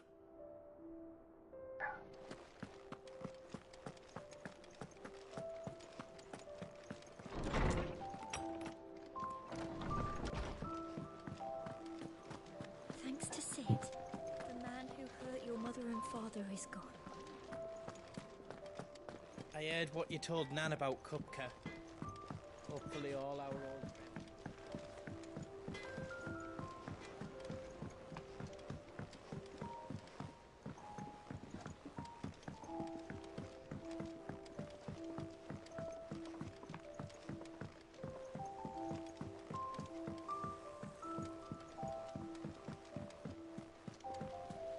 Editors started reading books that don't have any pictures in.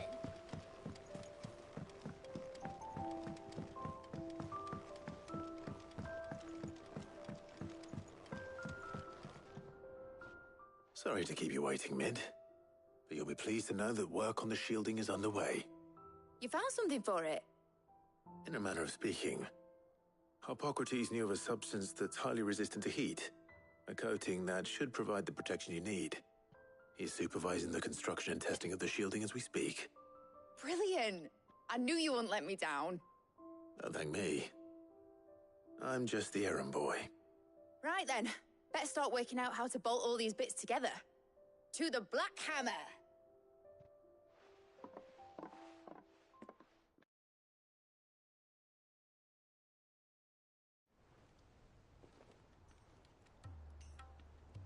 You know, when I got into the smithing game, I thought I'd be making swords and shields, not thermal bleeding didgeridoo-dahs. Displacement stacks. Same difference. Whatever you call it, I ain't putting it together in here. It's cramped enough as it is. Let's take this outside. Mid, you get all the parts lined up on the deck. I'll take care of the rest. On my way! Oh, and bring me the biggest hammer you can find. This is gonna require some precision walloping.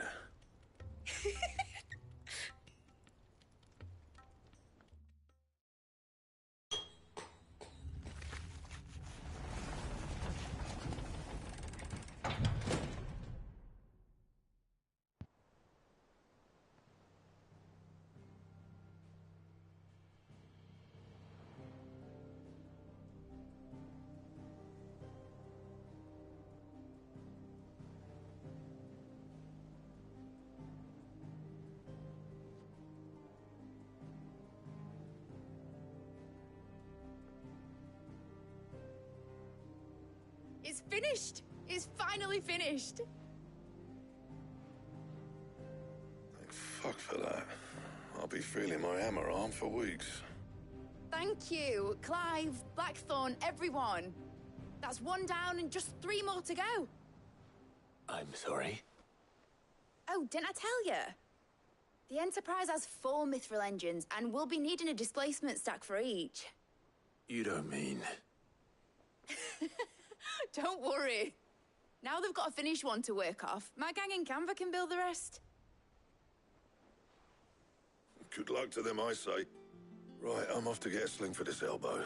Any other work comes in, keep it to yourselves, eh?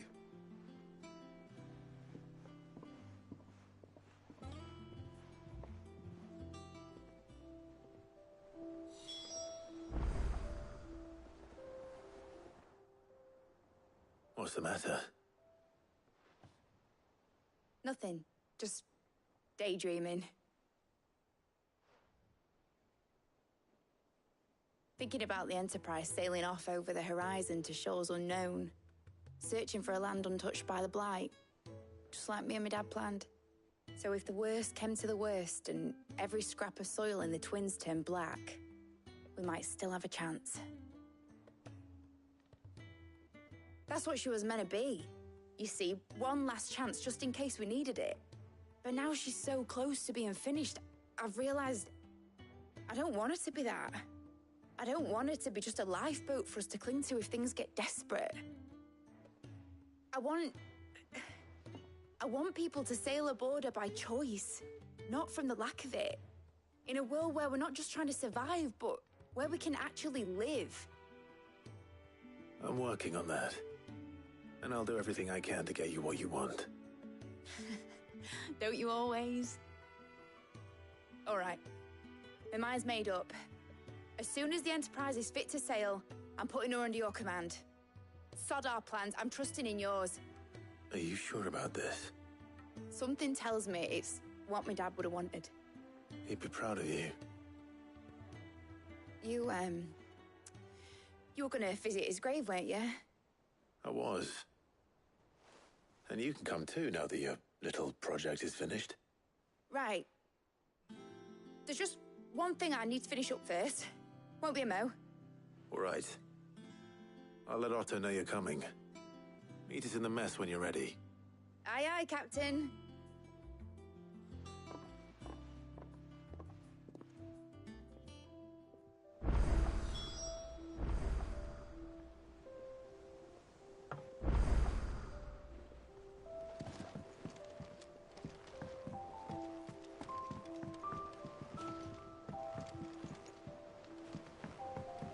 Is that the thing Tomes helped to build? Yeah. He said it was some sort of chimney stack. Must be quite a fireplace. Hugo Kupka's dead, isn't he? We don't have to live in fear of him anymore. The Enterprise will have 4 mithril engines, each needing its own displacement stack. So just 3 more like this, and we'll be finished. Mid told me she was building a ship. Really? That's a ship. Let's sail it round the lake.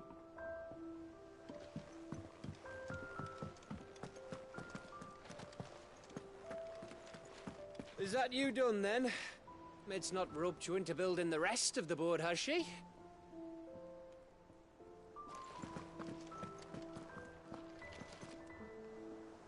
All right, Clive. Asterix.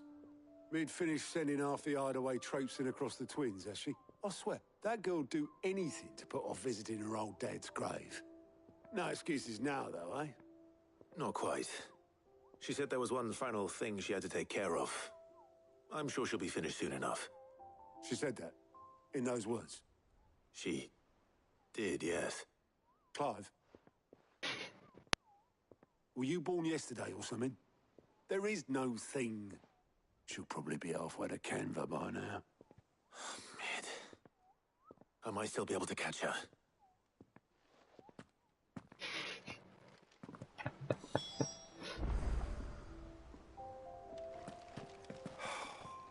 She's got to visit her old man's grave sooner or later.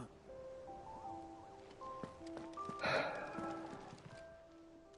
may I help you today, Clive? You earned this. Fighting the virgin born by the crystal scourge. 12 of the archers survived to coincide last year. They had grand brothers. Almost reached. Come again. I may have more for you.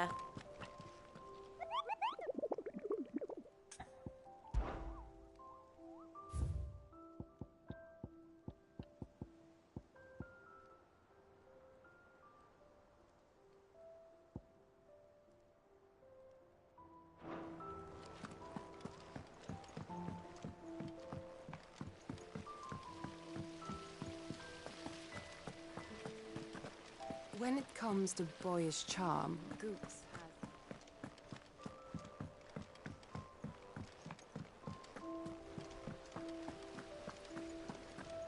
I have done it, Sid. I have learned. Wish I could take one of our birds for a ride.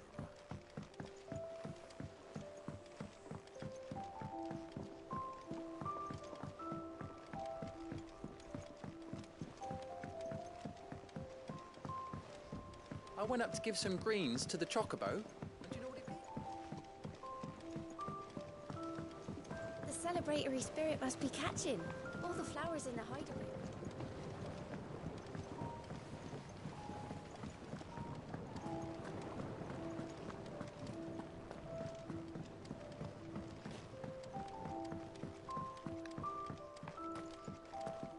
Eat up, little ones. There's plenty more chocobo when you're with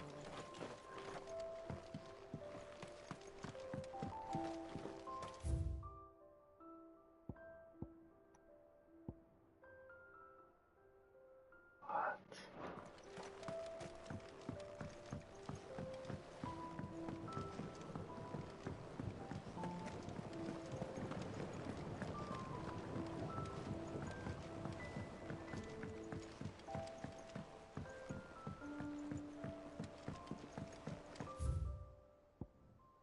Reading table.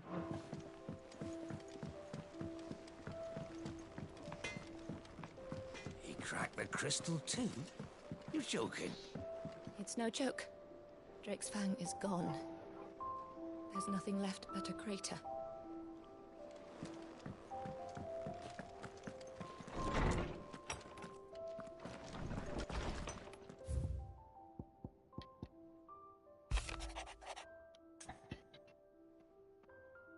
Cheerfully help Drake blast all the downloader tape thing as I reckon.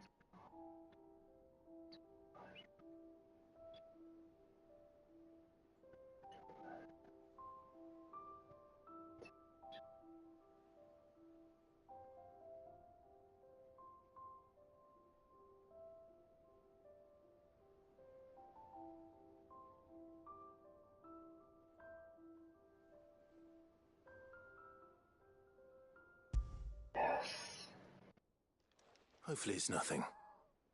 But I should speak to Blackthorn just in case.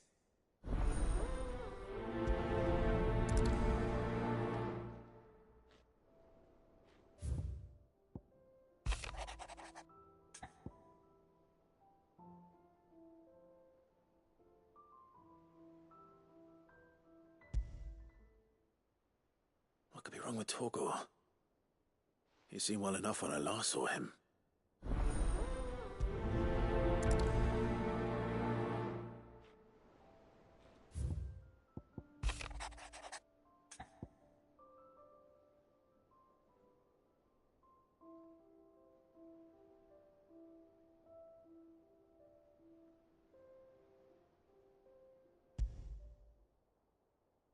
Trouble with the ledgers. Shouldn't he be asking Otto for help?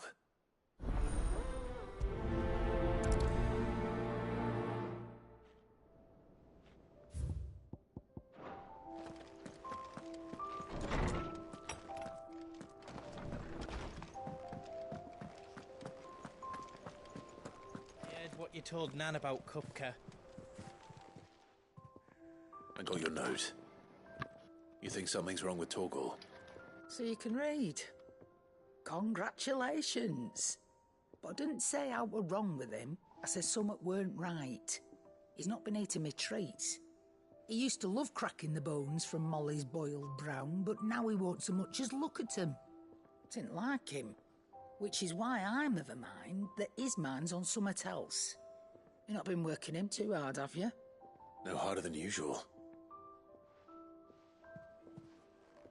Is that it, boy? Do you need a rest? What was it you said he was? A frost wolf? That's what the lawsman seems to think. Then maybe this all has something to do with whatever it is that's woken inside him. I suppose things have been different since Rosalith. Perhaps Hippocrates knows something. Instead of everything, you mean? Perhaps.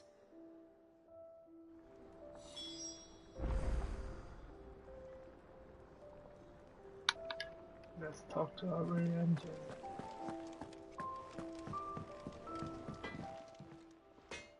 Blackthorn, do you have a moment? Not really, no. This won't take long. I just wanted to ask how you're getting on. August was worried about you, that you might still be doubting your craft, even after learning the trick of that cuirass. Is there something else weighing on your mind? Perhaps sharing your thoughts might help. That bastard's like a dog with a bone. Still, you've got a keen eye, I'll give him that. He's just, well, Karen showed me something. Something I've never seen before. And that was? A sword. An odd-looking thing with a single-edged blade. The metal itself wasn't anything to write home about, but fuck me, the edge on it. You could slice a man clean in two with a weapon like that, and he'd be halfway home before he even realised he'd been cut. So that's what's troubling you? Nah. Not troubling me exactly. More distracting. Can't stop thinking, how do you get an edge that sharp? It's driving me mad. And if you knew how to do it, we could arm the curse breakers with even better blades. That's about the size of it, yeah. I'll see what I can find out. Sharper swords are always welcome. And we can't have our master blacksmith being distracted. You're a soft touch, you know that. But I can't say I'm not grateful for it. Good luck, eh? Thank you. Let's see what Karen knows about this sword.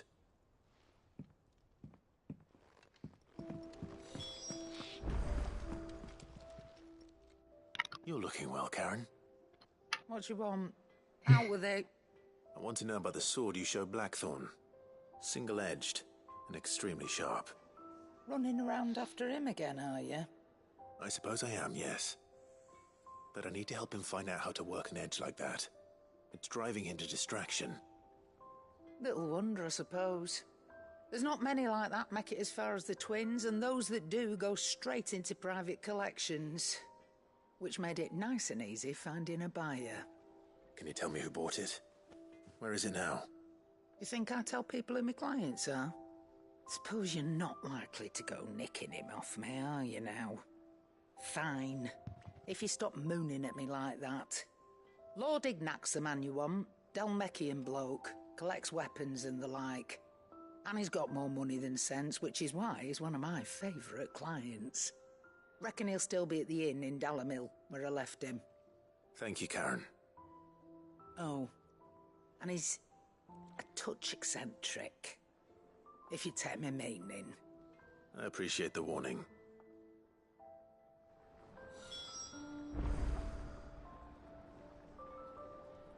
Eccentric.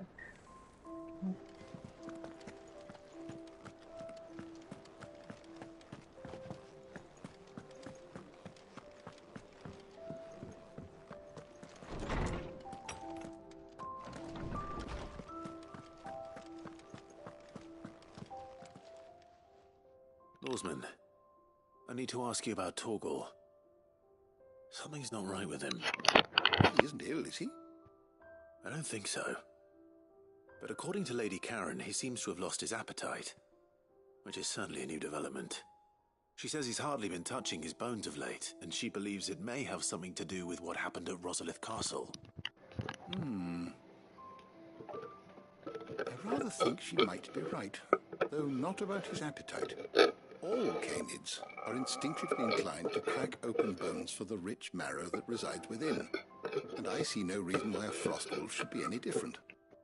Accordingly, I suspect it is not a lack of appetite that afflicts Torgal, but a surfeit of it. If we assume that his newfound magics require additional nourishment to sustain, it may well be that the bones Lady Karen is accustomed to providing are no longer sufficient.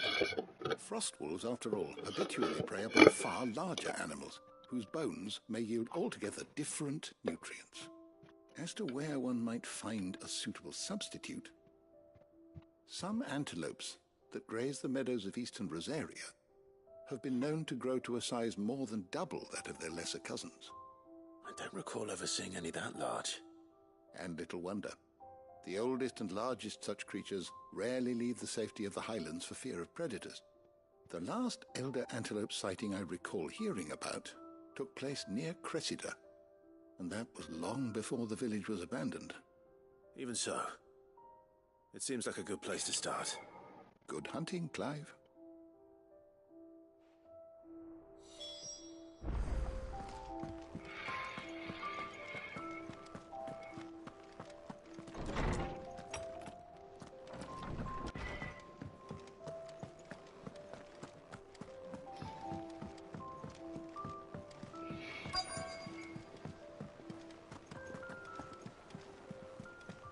Is that the thing Tomes helped to build? Mid told me she was building a ship.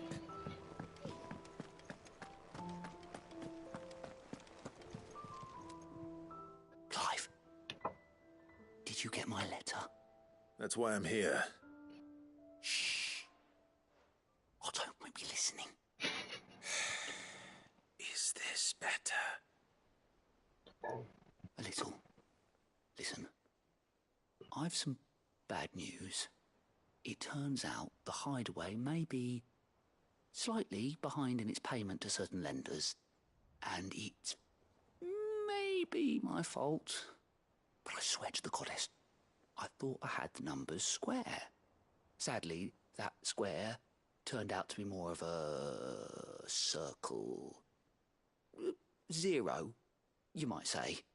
I can straighten it out, I swear, but it's going to take some time, and I'm going to need help keeping it from Otto. Bit late for that, I'd say. There you are! What a surprise! So let me get this straight. You forget to pay our lenders what they're due, and instead of coming straight to me, you get Clive to come to you. And I hope he'll dig you out of the hole you've dug for yourself. Clive, the man in charge of the place you've been cheerfully trying to bankrupt. And you thought this was a cunning plan. Why? Well, who needs paying? Oh, just Martha. And the dame. And, well, Lady Karen. But only 500 talents. We owe 3 of our most trusted friends 5 million gil. Each. 5 million each. They lent us the bulk of the money we used to rebuild the hideaway, you see, and, well, I must have made some sort of oversight. Those ledgers were my responsibility, and it was my decision to entrust them to you. This is my fault. Do we have that much to hand? I can always ask my uncle. No, we don't. And no, you won't. We've lightened Lord Rosfield's purse enough. After the king's ransom we had off him, he deserves better than to see our begging bowl. Besides, we'll need to learn to stand on our own if we're going to make this work. All right. But that doesn't mean you have to shoulder the burden yourself. Is there anything I can do to help? There might be.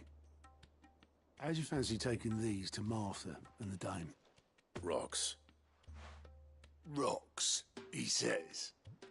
Worth 1,000 talents apiece, these are. A little something Sid and I set aside for when times got lean.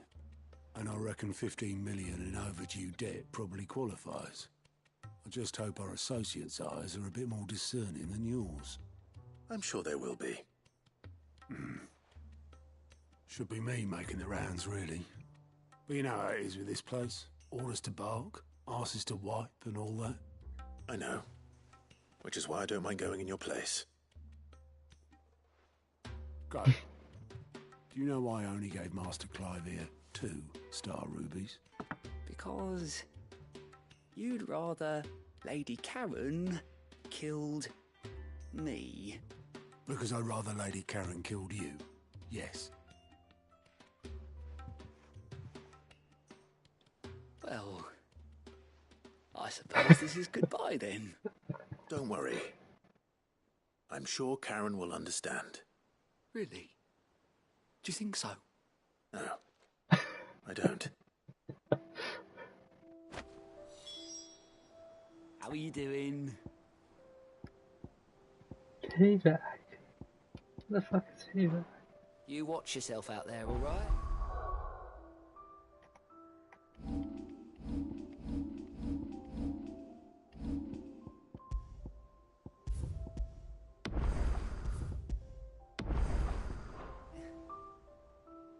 Fancy a look at the list, do you? I'm sorry to drag you into this, Master Clive. It's just I couldn't think who else to ask, and you're always so willing to help everyone.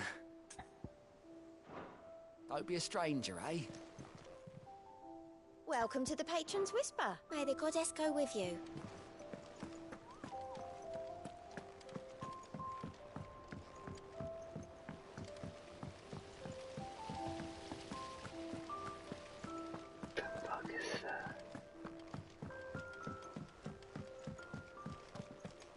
I think Mid might need some help tidying up.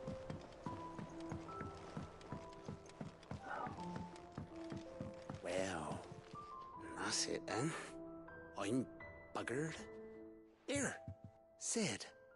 Reckon you might be just the man to help me out of a bit of bother, if you've a mind to. Let's hear it. Well, it's about this alembic the chief's got me making. Lovely bit of kit it is. Find a solution you want splitting, and it will separate it out, just like that. Problem is, it won't always get rid of all the impurities.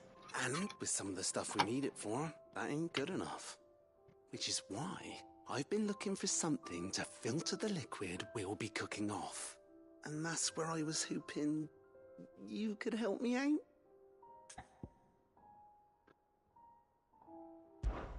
I imagine Ty could get some use out of this alembic too. Distilling medicines and the like. All right. Why not? Proper job! So what exactly do you need for this filter? Nothing but bomb ash'll do, says the chief. Gave me a sample she'd obtained from the university stores. Couldn't believe my eyes. You pour the blackest blight water through it, and it comes out clear as a mountain stream. So, I did a bit of reading about where I might be able to get hold of some. And do you know what I found out? It's only the blimmin' bones of a bomb king. They leave them behind when they die, see? I take it that's where I come in. If you wouldn't mind.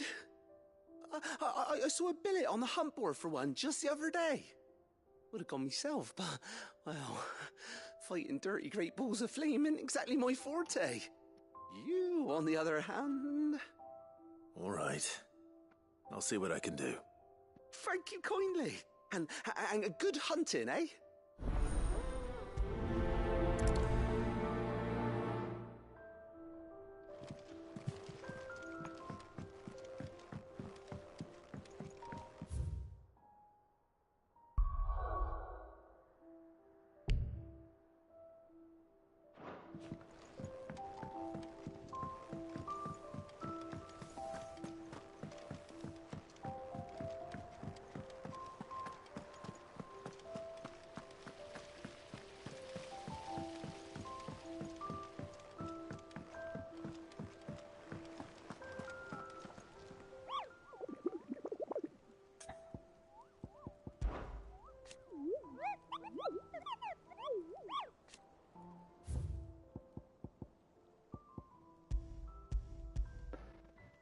Cursor in Imperial Good took a wrong turn near rival of the Italians. Follow the airship. Imperial Chase.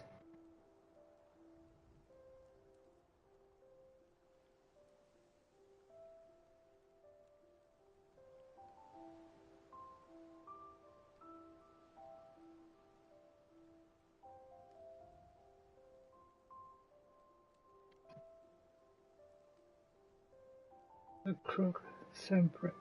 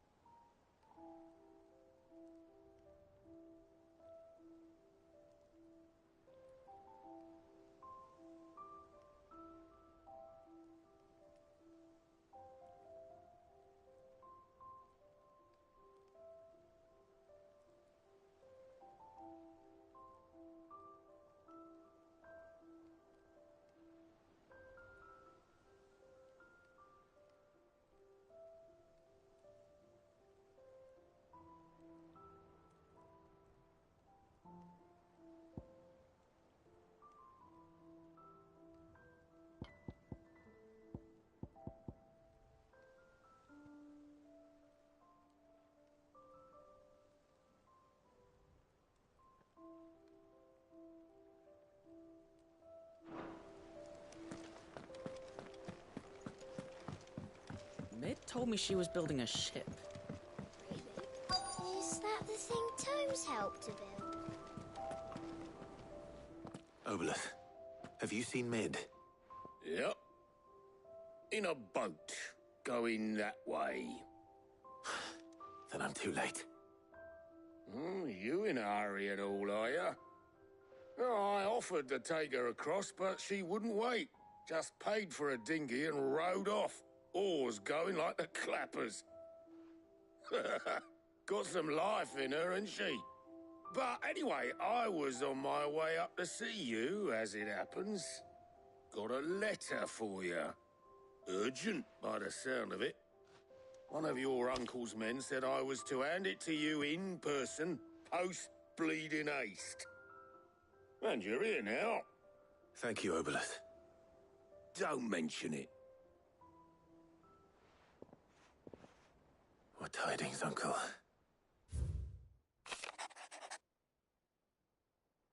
Your religion has to resounding success.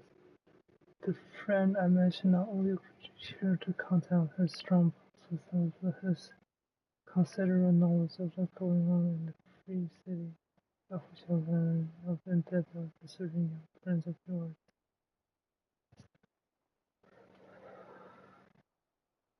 Though I, for one, believe Miss Telemon's project to be quite different than the enterprise I thought to cover.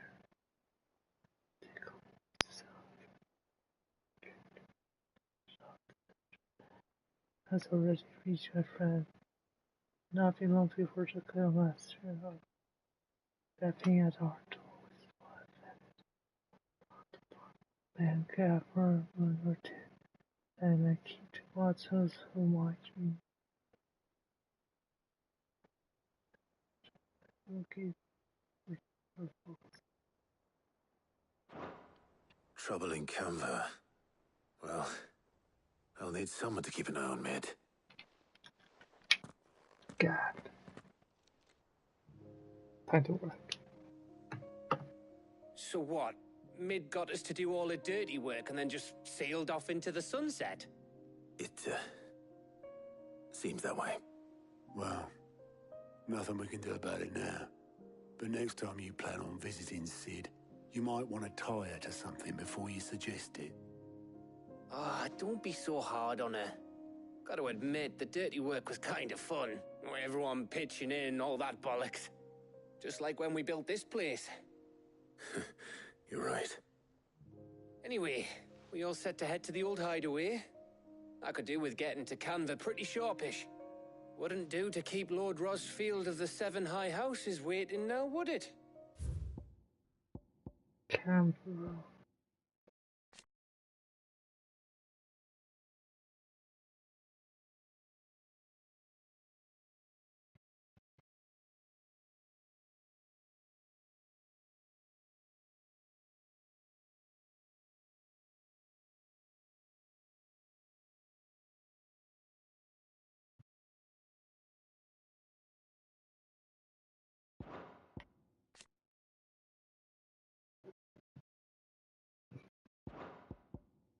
after he asked for me personally. Gav will be leaving with me. Will you mind the place while we're gone? You can count on me. Just be sure to give Sid and the others my regards. All right. Oh, by the way, Jill will be joining us too. She's got some things to take care of, but she'll meet us there. I hope she's telling the truth at least.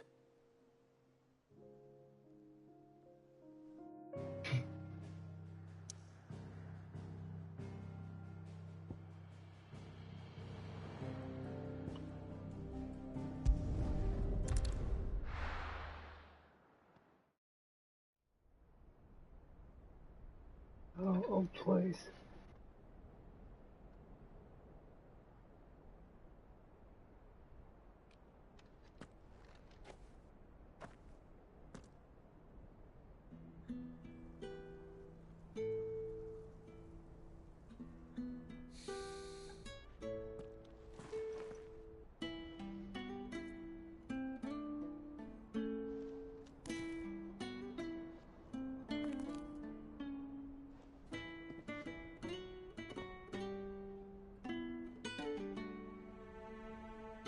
Well, Sid, I remember what you told me. But if no one is listening to what you have to say, you may as well not say it.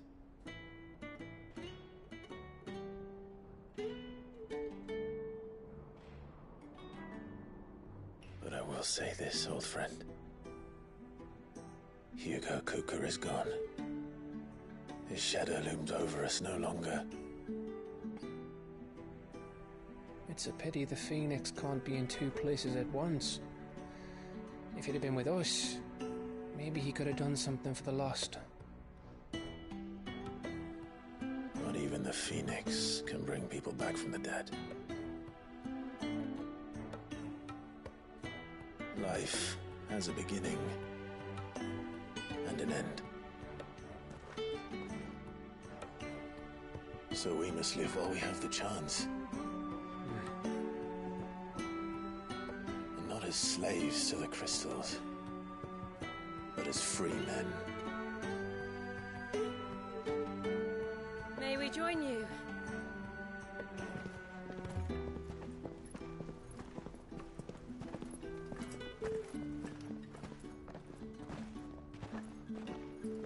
Lady Karen, what a pleasant surprise. I thought I'd drop by and see how you were all doing before heading off to restock my supplies.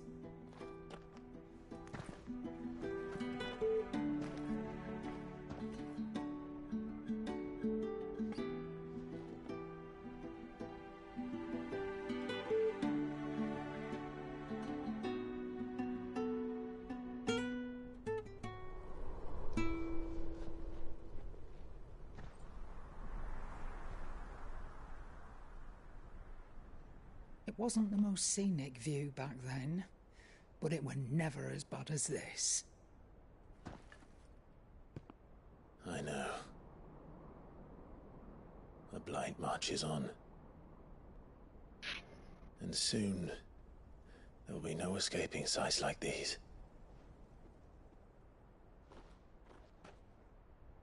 So our mission remains unchanged. We cannot stop until every Mother Crystal is gone, and their thirst for ether with them. The only one that remains in Storm is Drake's Tail in the Crystalline Dominion. Our next target. We're going to Twinside. It's the capital of the Empire these days. I wouldn't like to think how tightly guarded they've got the place. Not that that'll stop you, but we do well to scout it out before you go charging in. We would indeed. If you're off to the Dominion, you can take this great lump with you. Goods. Oh, I am sorry. Have you forgotten you're the most wanted man in the Twins? I thought you might like to disguise yourselves as the attendants of a travelling trader, assuming you've no better ideas. You wanted to buy yourself some tools, didn't you? Well, now's your chance. You're letting me go with them? Oh, thanks, Nan. Stop that! You'll break me bones, you great galoot!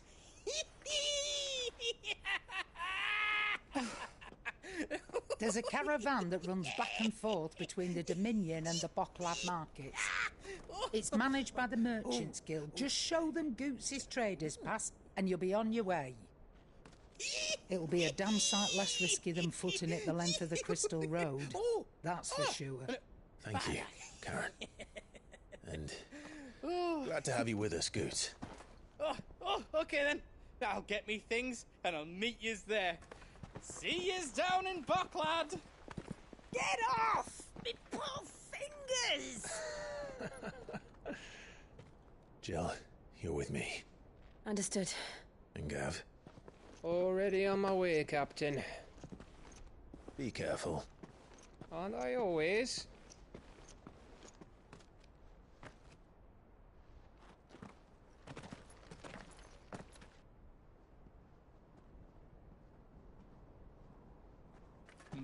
Do you see that, Sid? Your protege's making a proper little outlaw of himself.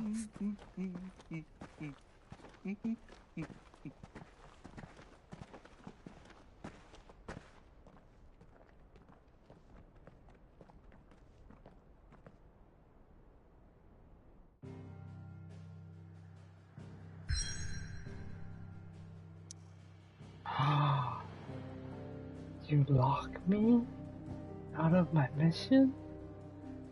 Oh my god.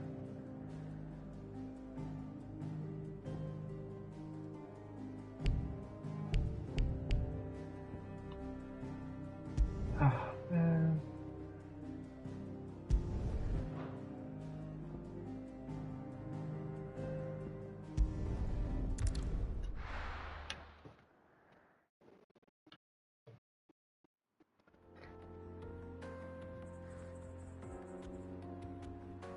Eastern Dalmatia.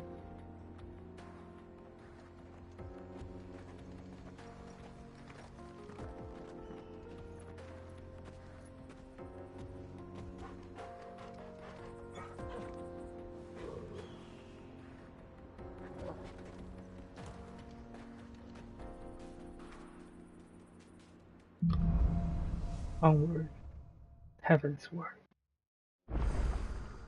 How are you feeling? Better. Thanks to Talia. I'm glad to hear it. Whoa. Okay, this is And one Torgal helped too. The new boy.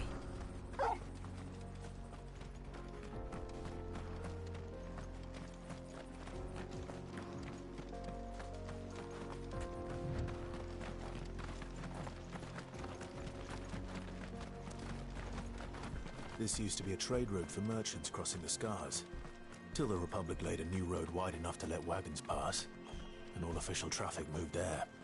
Leaving this one for those living outside the law. Indeed. I doubt we'll be the only outlaws on the trail today.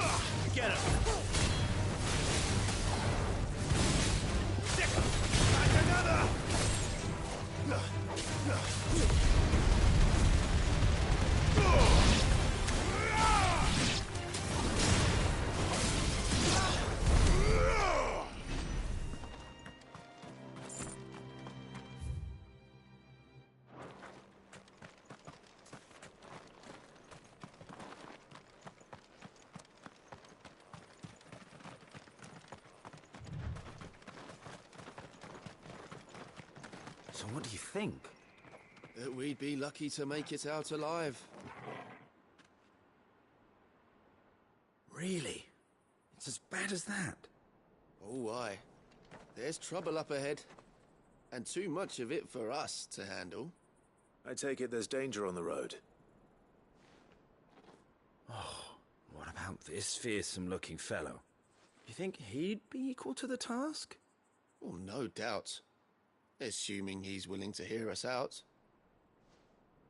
Well met, friend. My brother and I have been tasked with finding a merchant's missing cart. You seen it by any chance? How does a merchant misplace his cart? Oh, the man's a coward. When he thought goblins might come a-snarling, he ran, leaving his livelihood abandoned in the pass. He sent the two of us to fetch it, but it's gone. Now, I'm not much of a thinker, but I know the work of thieves when I see it. My brother's right on all accounts. And by my estimation, the bastards are lying in wait just down the road. We may have seen our share of action, true, but we've not got the skill in arms to boldly brave an ambush. You, however, have the look of a man who needn't fear a band of backwater ruffians. What do you say? Will you help us out? Chances are they'll come for you either way. But if you promise to lend us a hand, at least you'll pocket a reward for your troubles. Well, if I'm going to have to deal with them anyway. You've clearly got a fine head on those broad shoulders. We're lucky you came along. Now, hoping to make a heavy purse in Bocklad, our merchant friend loaded his cart with as much as it would carry. Reckon he won't be forking over the rest of our fee if we don't find those goods. So, while you're seeing to those bandits, you keep your eyes open. All right. Just don't expect me to drag the cart out of there myself. No. You can leave the cart to us. You just put an end to those bandits and point us in the right direction. You do that, we'll take care of the rest.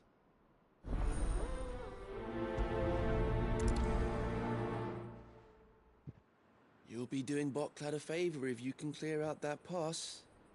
Why, I dare say they'll give you a hero's welcome. Suspicious. I'm not sure I trust those two. But if there are bandits lying in wait, I should probably take it. Look lively, you lot. We've got guests. These must be our bandits.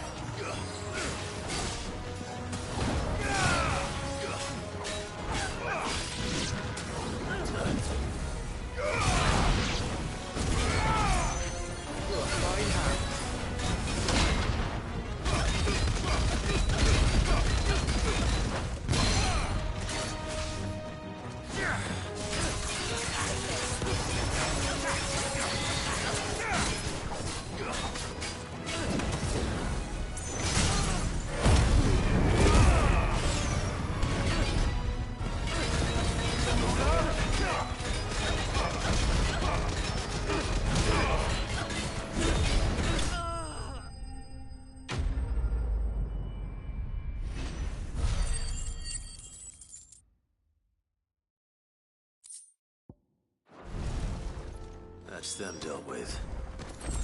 Now, where's that cart?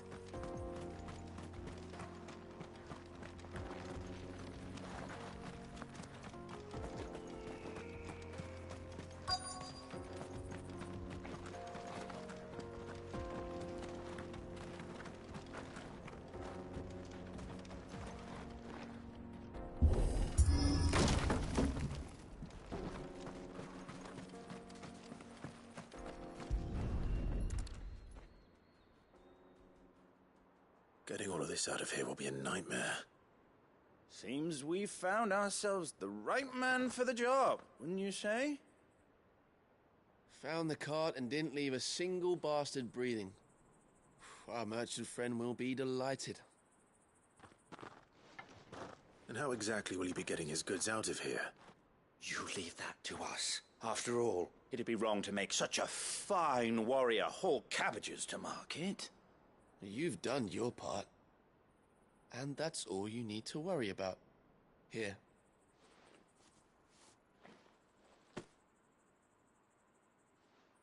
It's been a pleasure.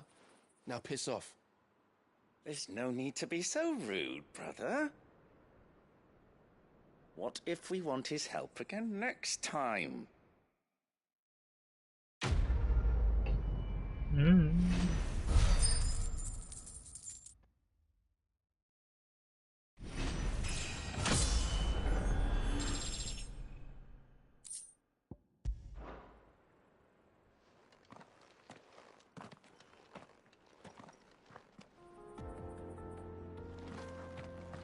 You've had your reward and you're not getting any more.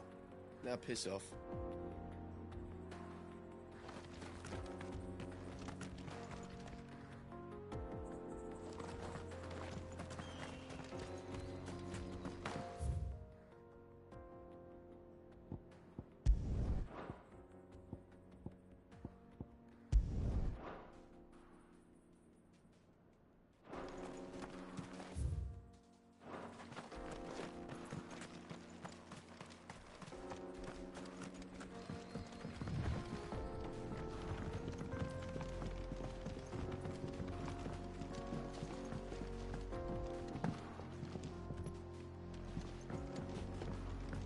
I see the Dalnecs lag behind Rosaria when it comes to bridge building.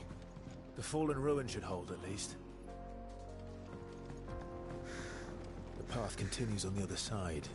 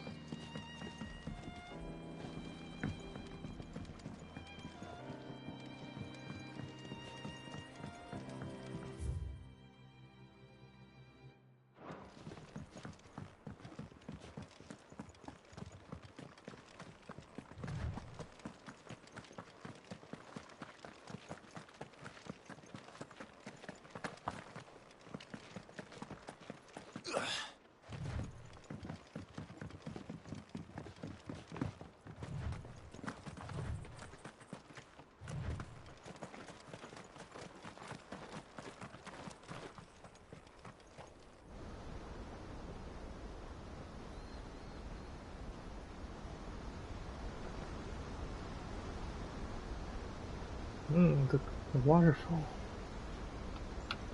The final sin. Dalmatian Republic. So this is Zemeckis. The land of the gods. It's even more impressive than I imagined. I remember being captivated by the story as a child. Long, long ago, man was overcome by avarice and challenged the gods in a bid to win their power. The final battle took place here, at these falls.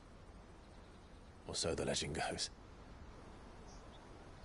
If anyone ever manages to plumb those depths, perhaps we'll learn if there's any truth to the tale. That the gods emerged victorious. and punished man for his defiance by visiting upon him 2 curses. Dominants and bearers. To tell the truth, I always thought it strange that the dominant and their icons were deemed a curse. Back home, the dominant inherited the throne. They were admired and exalted, not spurned. Whenever I got to that part of the story, I always assumed there must be something I'd misunderstood. You had a lot of storybooks, didn't you? In your room, I mean. When we were young. The old legends were always my favorites. Epic battles between gods and men.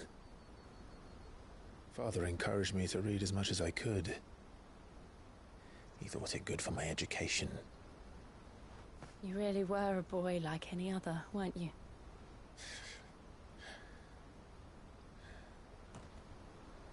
Just look at this place.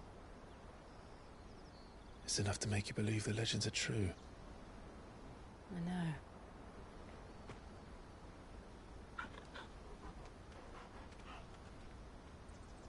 We're not far from Boklad.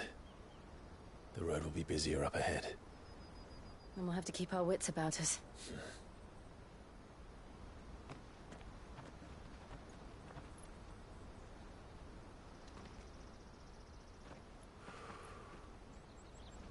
Clive? Something wrong? Nothing. It's nothing.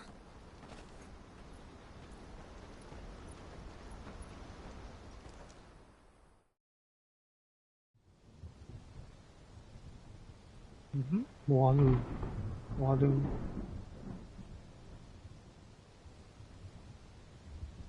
Oh.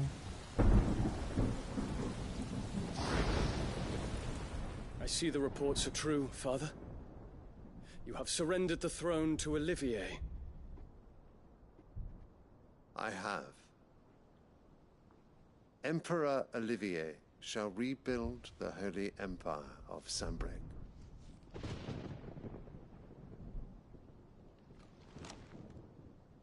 How is he to rule an empire? He is but a boy. I shall advise him until he comes of age. Father, please. Or for as long as I am able. The empire we seek to build needs young blood to rule it, and I can think of none better suited to the task.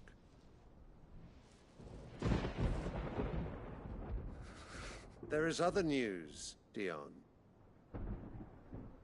Hugo Kupka is dead, and Drake's Fang destroyed. The pillars of the Republic have fallen. Ere long, the Imperial banner shall fly over every city in Storm. And then Valisthea. All shall bow before their Emperor. Father, these are the words of a tyrant. They are the words of a god. The Emperor whom I gladly serve. Great Greeker, made flesh.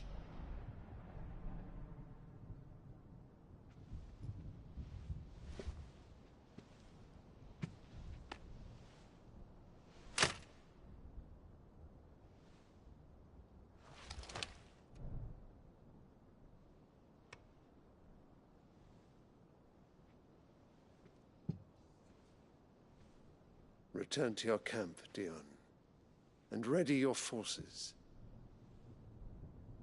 It is time to show the world the true power of Sanbreque.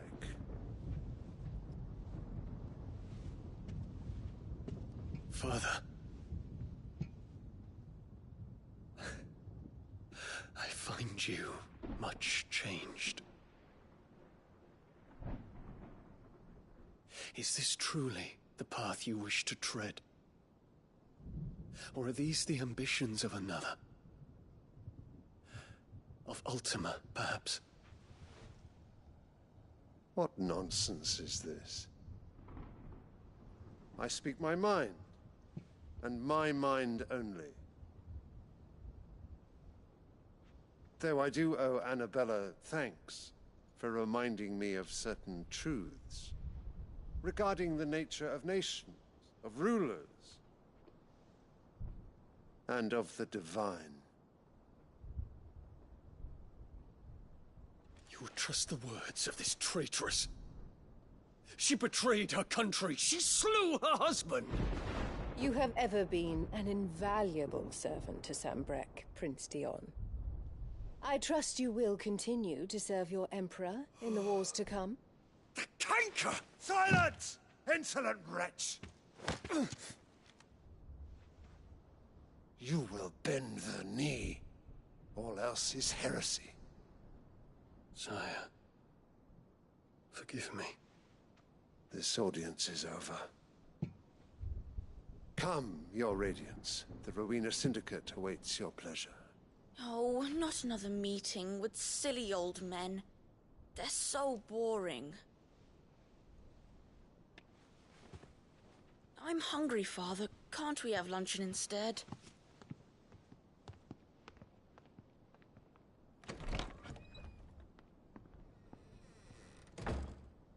Does it pain you that you will not inherit your father's throne?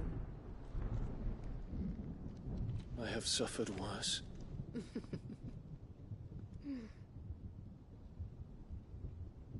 Count your blessings, Dion. For a base-born child to be chosen by Bahamut is miracle enough. You have risen high on his wings, but you shall rise no higher, lest your impure blood stain the throne. What do you know of my blood?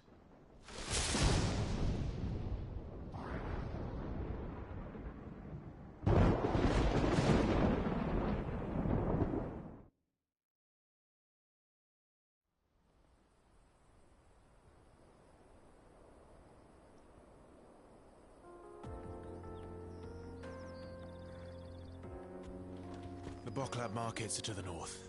We just need to hug the coast.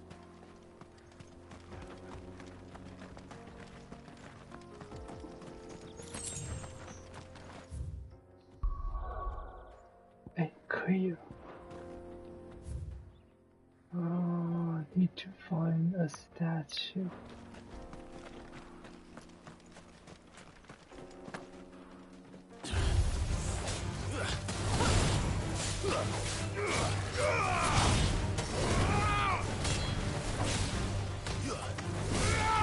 Stay down!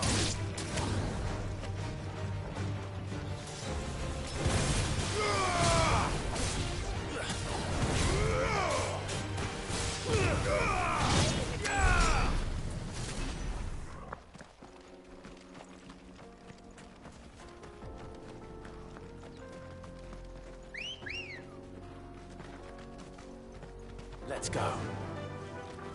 Infiltrating the Dominion won't be easy with the Imperials on high alert. No.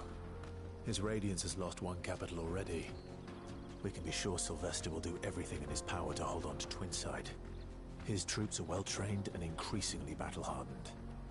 But it's not as if we can wait for the siege to end.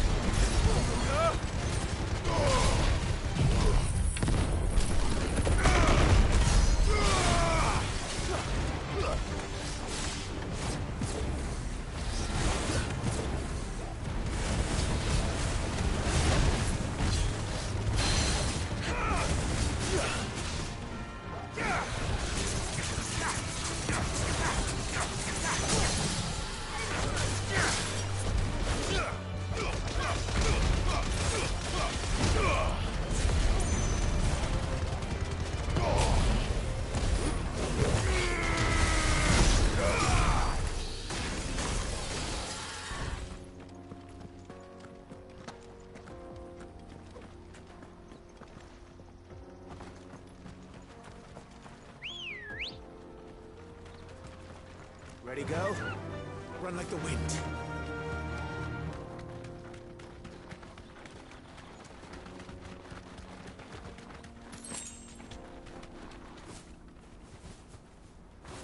They've closed the road to Randalar.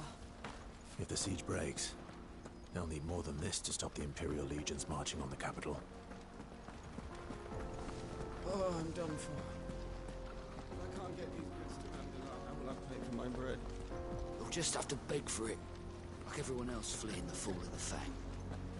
If you haven't got a pass, you're not getting through. Please, I'm begging you.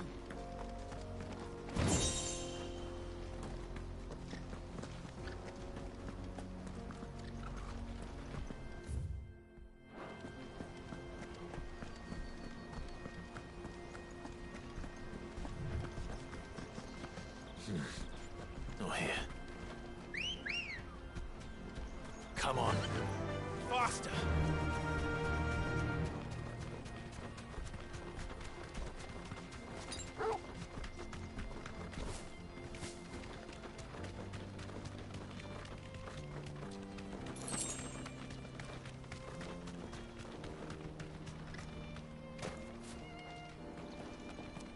All right.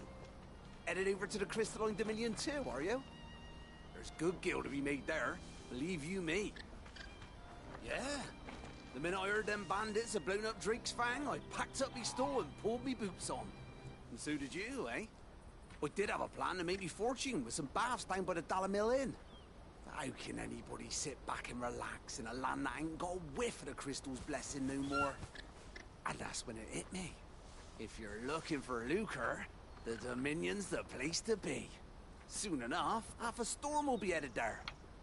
If I can get in first and set up shop, I'll have a license to mince gil. The guildmasters of Canver will be beggars by comparison. I'll be famous in all four corners of Storm soon enough, and I'll have a fortune that'll make me ma and pa proud. Good for you.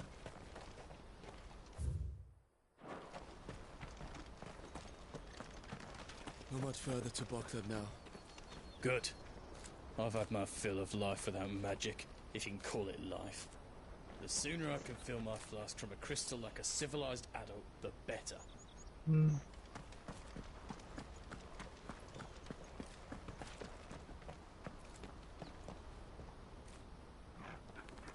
What the fuck happened here, man?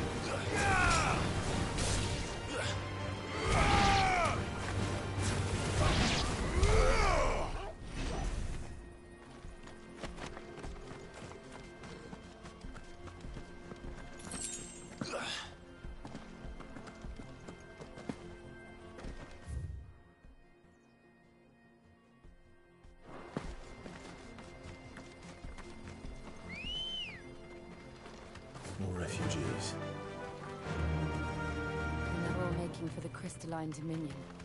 Because they don't know how to live without the crystal's blessing.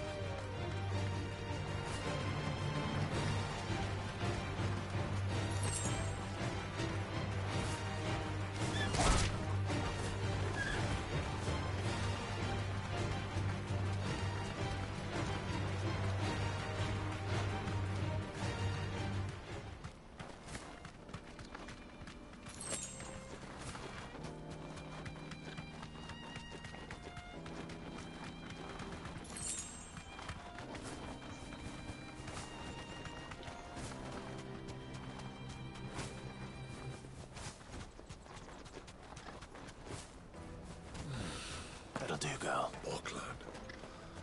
Finally.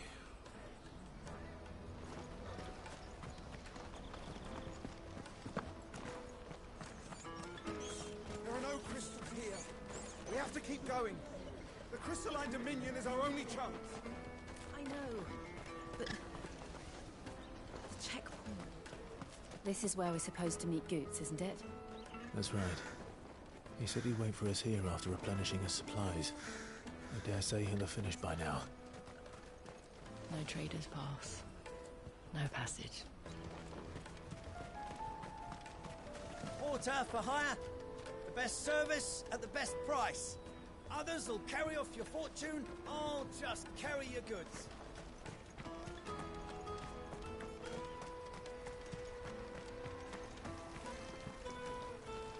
Still waters, okay.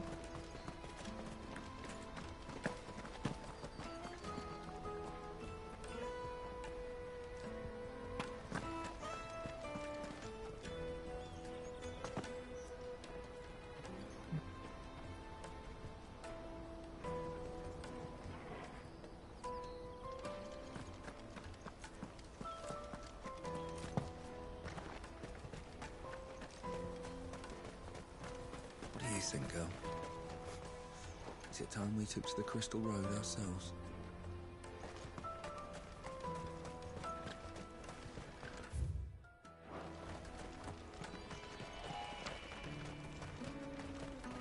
Hurry, man.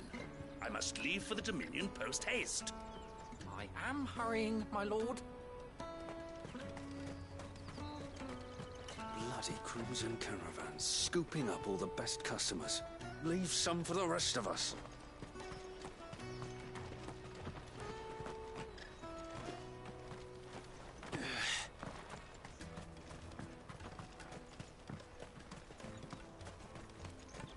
I hear the brothers found another victim. Can you believe it? I believe it, all right. What's that? The third this month? Ah, a soldier like yourself could do with hearing this. If ever you see a couple of brothers up in Lateney's Cleft, you just pass them right on by. And why's that? Because they're duplicitous bastards who make cutthroats and footpads look like upstanding citizens by comparison. What they do is befriend a passing merchant, someone new to the area, and steer them straight into the arms of bandits. The merchant dead and his murderers busy bickering over the poor bastard's wares. The brothers set to sweet-talking some other unsuspecting fool, a warrior. Now, the brave soul charges into the footpad's den thinking he's doing the realm a favour, and when he's done, the brothers sweep in and loot the bandits and dead merchant both. Yeah, there's a lazy sort of cunning to it, I suppose. You'd think they'd run out of bandits eventually. So close to Boklad? Not bloody likely. I suppose you're right. Anyway, if you run into them, you steer clear. Or better yet, give them a damn good hiding. I only wish I had. Thanks for the warning.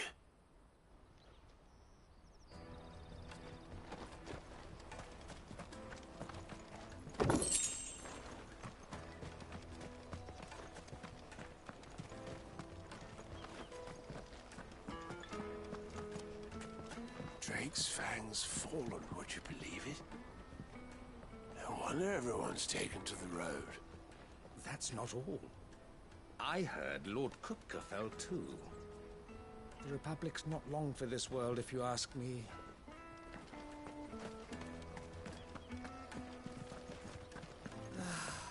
our new arrivals had brought any coin with them, we'd be rich.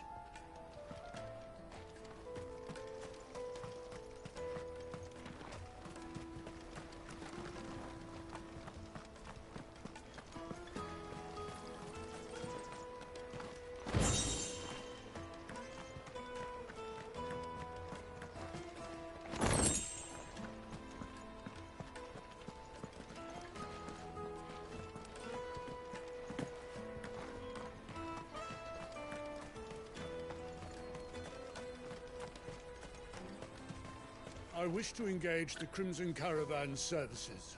Where's the proprietress? She's otherwise engaged at present, my lord. Come back later. I wish to engage the Crimson Caravan's services. Where's the proprietress? She's otherwise engaged at present.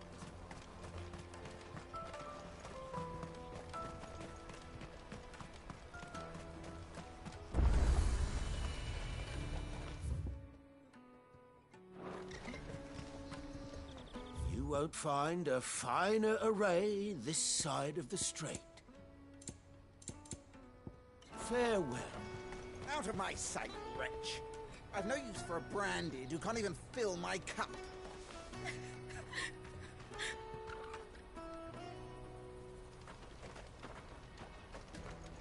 Let me carry your goods. I'm cheap. And nasty. Let me, my lord. You won't regret it.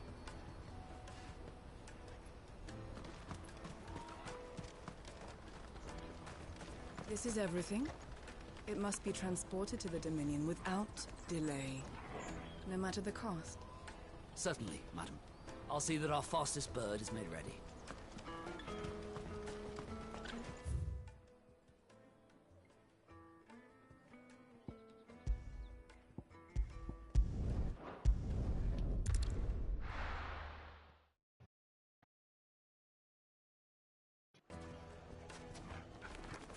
People take notice of wealthy men. Shouldn't be too hard to track down Karen's collector. The St. Drake's Fang is gone. The whole Mother Crystal gone. What are we gonna do? Calm yourself. We don't know for sure. Welcome. If you're hoping for a bed, I'm afraid you'll have to look elsewhere. One of our wealthier patrons has purchased the use of every room, hoping to keep out the riffraff, as he puts it.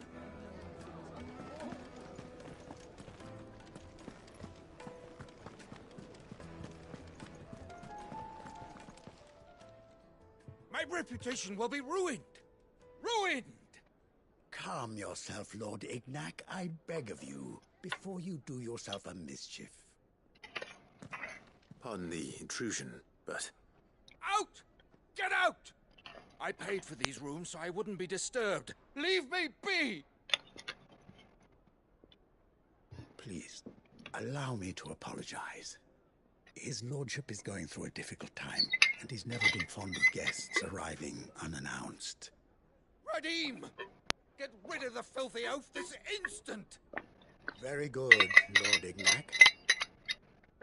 Would you mind stepping outside for a moment?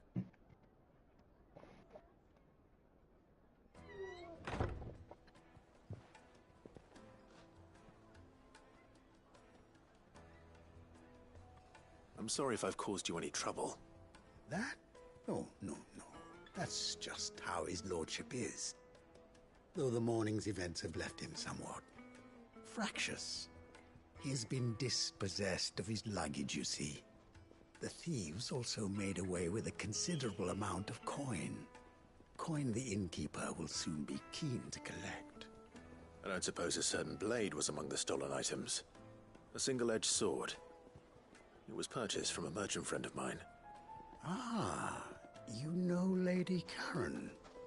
Yes, I'm afraid it was. Then I'll retrieve Lord Ignac's luggage. But I have one condition. You have but to state it. You are welcome to anything that is within my power to grant. I want an audience with Lord Ignac. A few minutes should be enough. Then I'll be on my way. A condition I would be a fool to refuse. Of course, you shall have your audience. I don't suppose you saw where the thieves went. I did not, no. though some discreet inquiries made on his lordship's behalf mean that I know where you might find them. The bandit's bed. Every ill-gotten coin in Dalamal is said to pass through that disreputable corner of the Valcroy. And that's where I'm heading. I shall speak to Lord Ignac in your absence, and arrange for an audience upon your triumphant return. That will be very kind of you. Farewell, and best of luck. It's a wonder the Republic tolerates the existence of the bandit's bed. You would have thought a few dozen good men might put an end to the problem. Then again, what commander would want to march his troop into the Valcroy?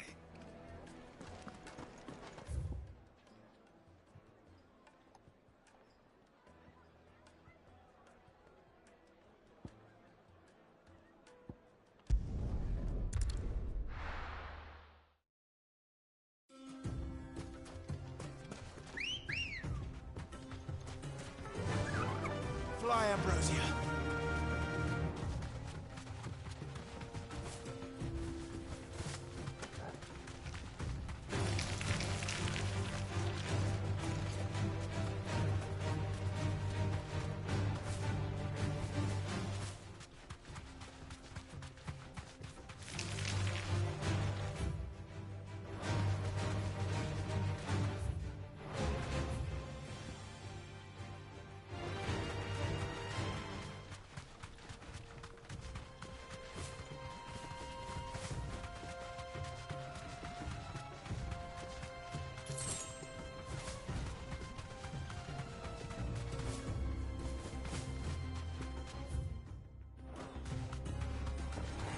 Time to fight.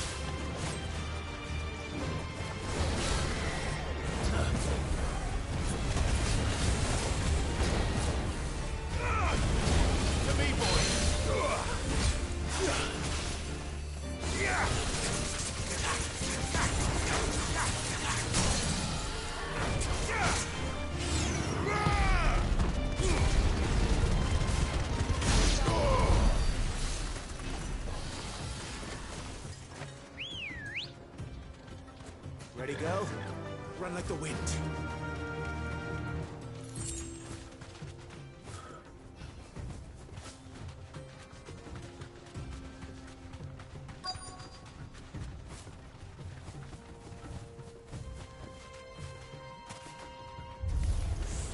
We've got company! Come on, lads, let's tear the bastard's head off!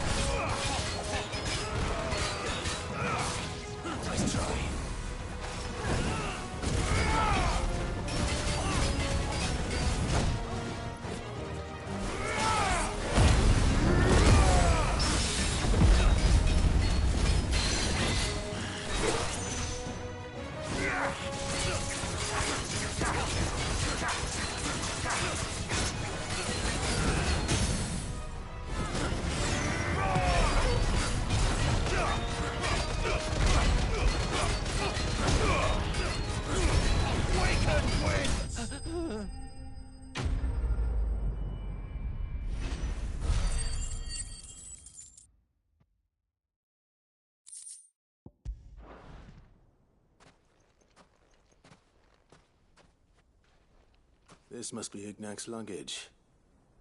Nothing seems to be damaged. All right. Let's get it back to Dalamil.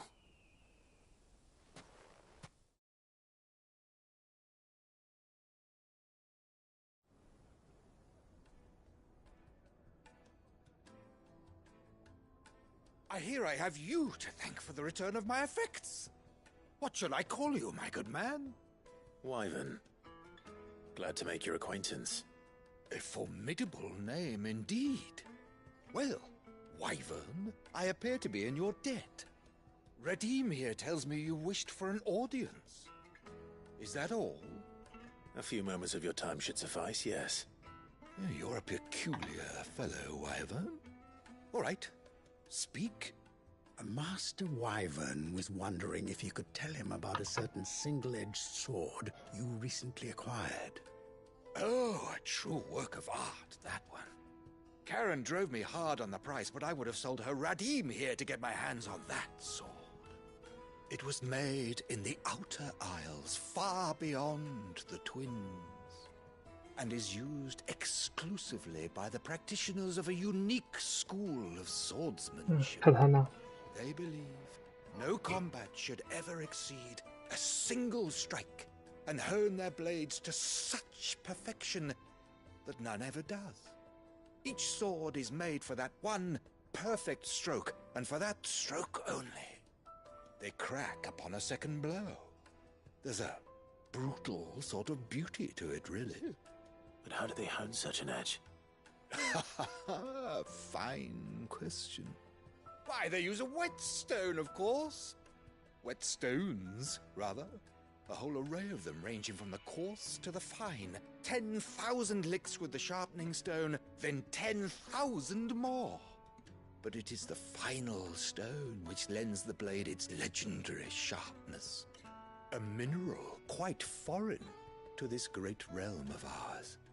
And that is the key. The secret ingredient. Wyvern, it occurs to me that my little lecture is hardly equal to services rendered.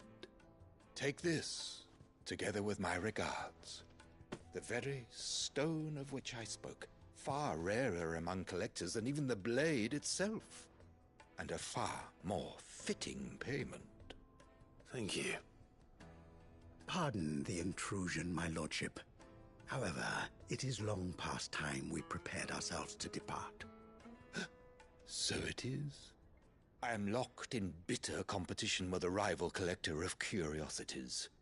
I am one step ahead of the unscrupulous scoundrel, but he is hard at my heels. Are there many other collectors out there? Too many to count, but only one do I consider my nemesis. Lord Byron Rosfield. And is a perennial thorn in my side. I can imagine. Farewell, Wyvern. May our paths cross again. Radim, we mustn't dawdle.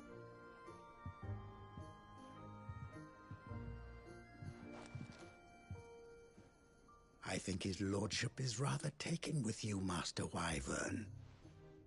Thank you again for your assistance. Coming, my lordship. I'll be right there.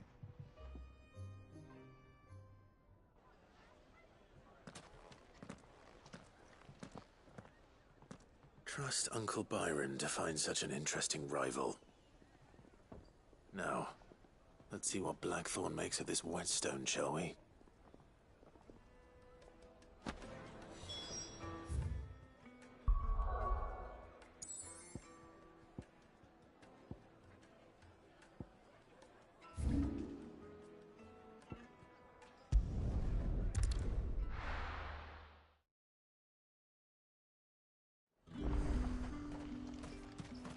is too. How the hell is anyone supposed to afford that?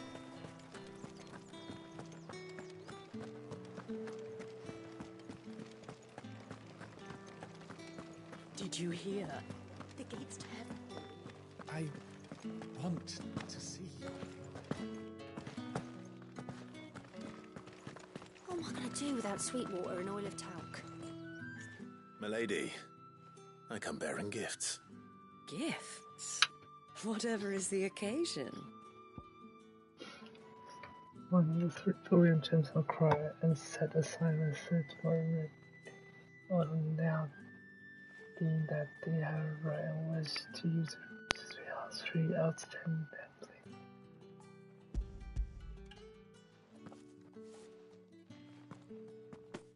Oh my. Clive, you really have outdone yourself. Otto asked me to give it to you.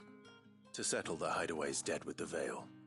And to compensate you for the time it took us to do so. You disappoint me, Clive. I thought you might finally be warming to me. Tell Otto he can keep his baubles.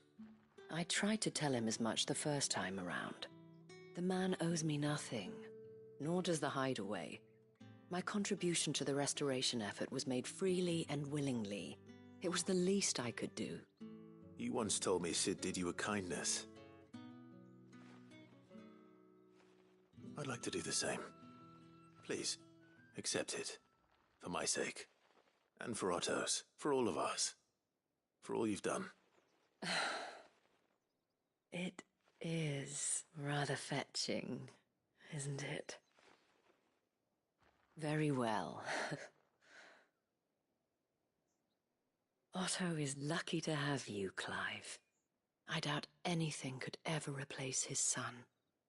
But you and the others at the Hideaway are the closest thing he has to family. Otto had a son. Long ago, yes. Sid told me Otto lost him when he was just a boy, and blamed himself for not being able to stop it. I don't know how it happened, whether there was anything he could have done, but it was clear that it weighed heavily on him. I didn't know.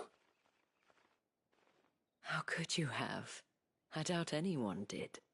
Besides Sid, I've never met a man more keen to bear his sorrows in stoic silence.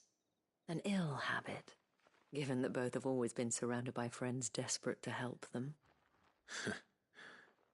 I'm beginning to see that.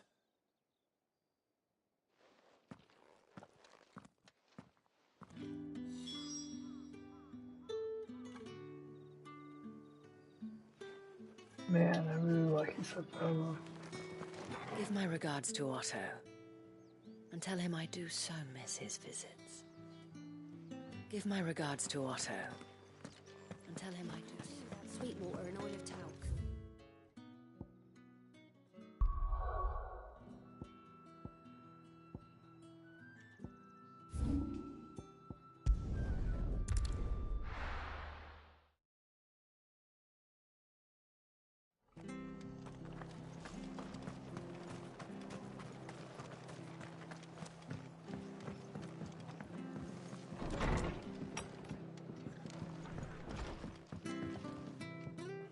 Clive, we weren't expecting you.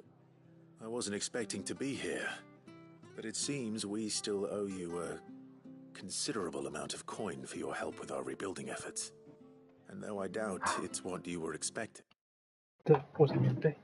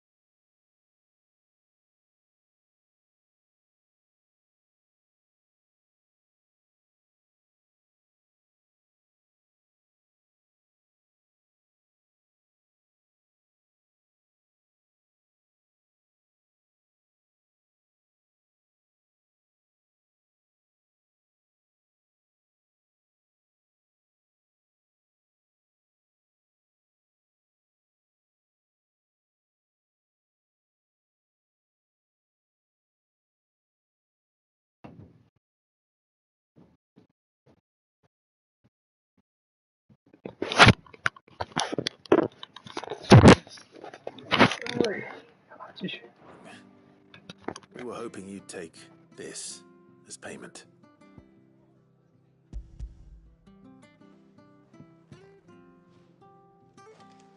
A star ruby? I can't accept this. It's worth at least twice what you owe me. More if you can find yourself the right buyer. Think of the difference as interest. Interest? If word got out I charged that much, no one would ever borrow from me again. Anyway, why are you the one here asking me about this? I'd have expected Otto. Bit much sending the Lord Marquis out to settle your debts, isn't it? The old goat working himself to death again? Something like that. Most days I think he's the only reason the hideaway's still standing. Same as always, eh? Back when the place was nothing but a twinkle in the eye of a recently retired Lord Commander, word is he was the first one Sid reached out to. Probably knew that without his strong arm and level head, the idea would never get off the ground. Sid may have been the face of the hideaway, but Otto's always been the backbone. And when Sid passed away, we were all worried that would be the end of it. That Otto would just give up. His death was hard on everyone. But it must have hit Otto hardest of all. But he didn't give up, did he? Quite the opposite, in fact. If I recall, he was the one who nominated you as Sid's replacement, and rallied the rest around you. I reckon what he saw in Sid, he saw in you too. And don't we all? Doesn't hurt that you're half as stubborn and twice as handsome, neither. That, and you keep good company. I suppose I do.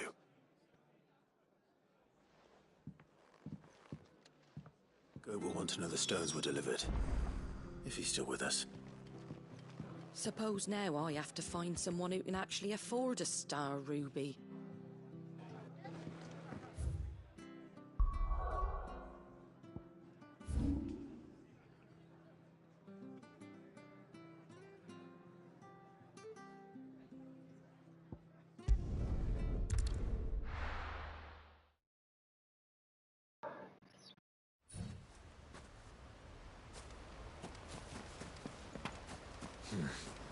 Not here.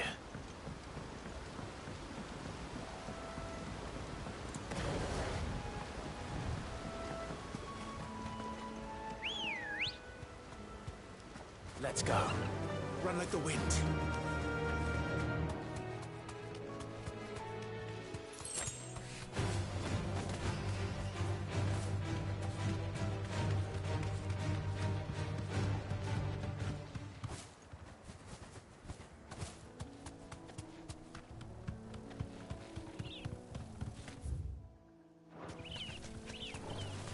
Time to fight.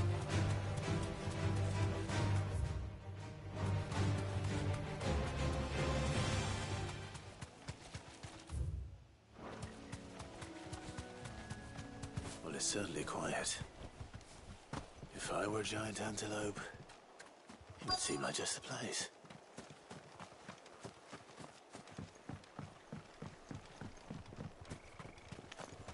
I doubt we'll find one bigger than that. You hungry, Torgal?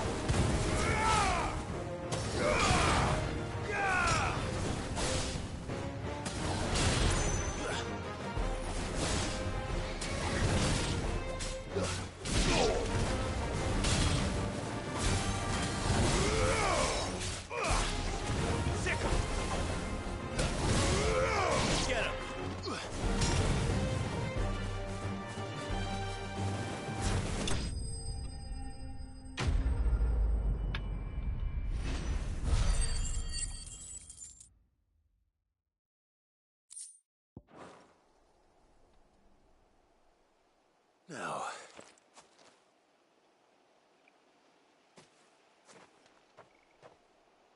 will it be enough, I wonder?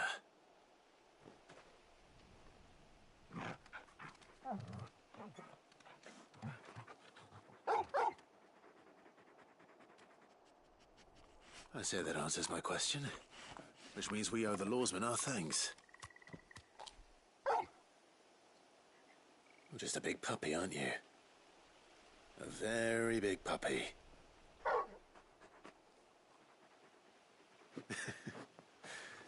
You do know you can take that with you, Torgal. Lady Karen will be relieved to hear you've got your appetite back. Come on, boy.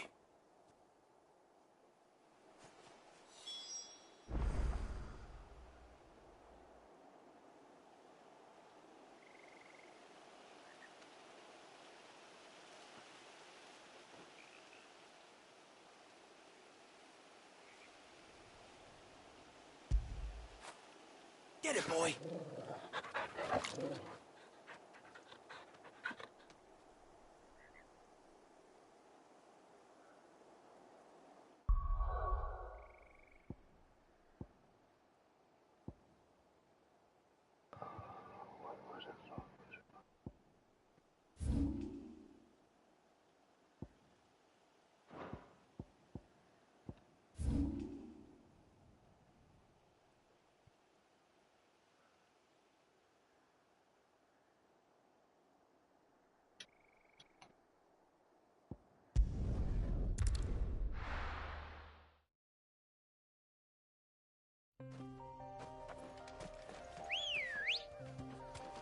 Come on. Run like the wind.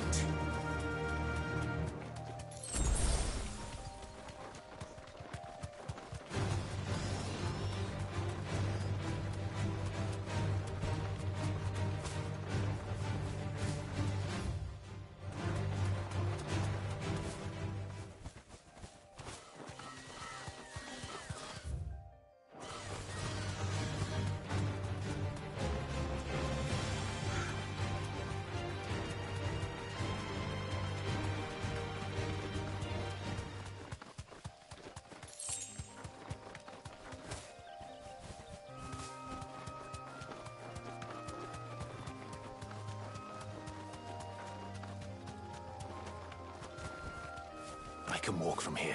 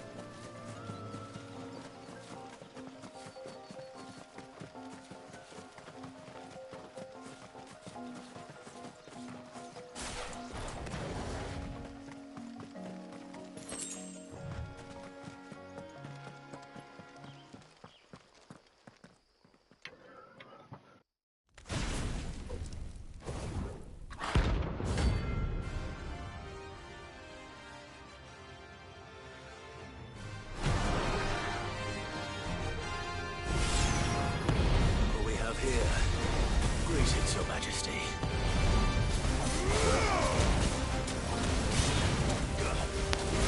Nice try.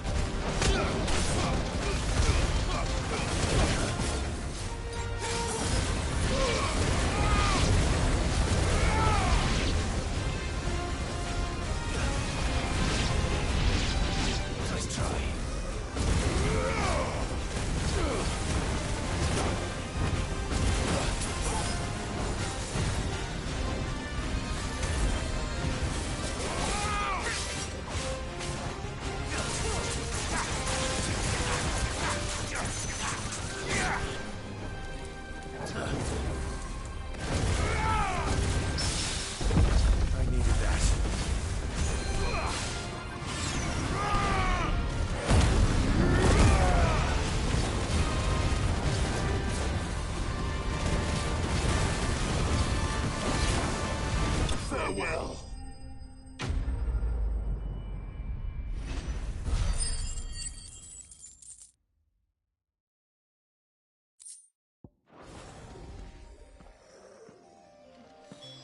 Your reign is over. Now to... This looks like the stuff. Let's see if there's any more.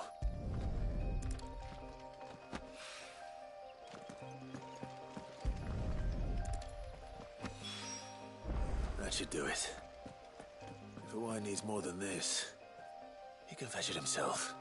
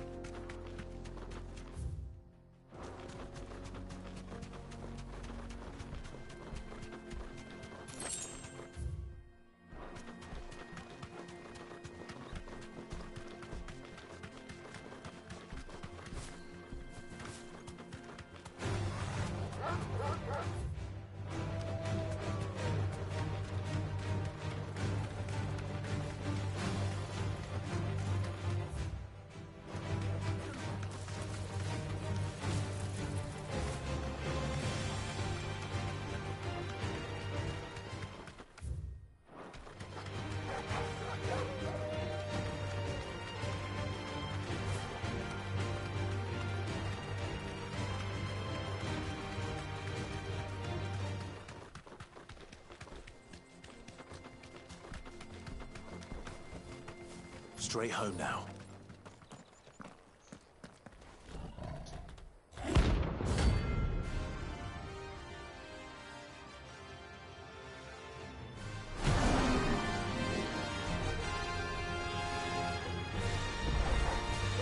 Playtime for the pack, is it? Let me introduce you to mine.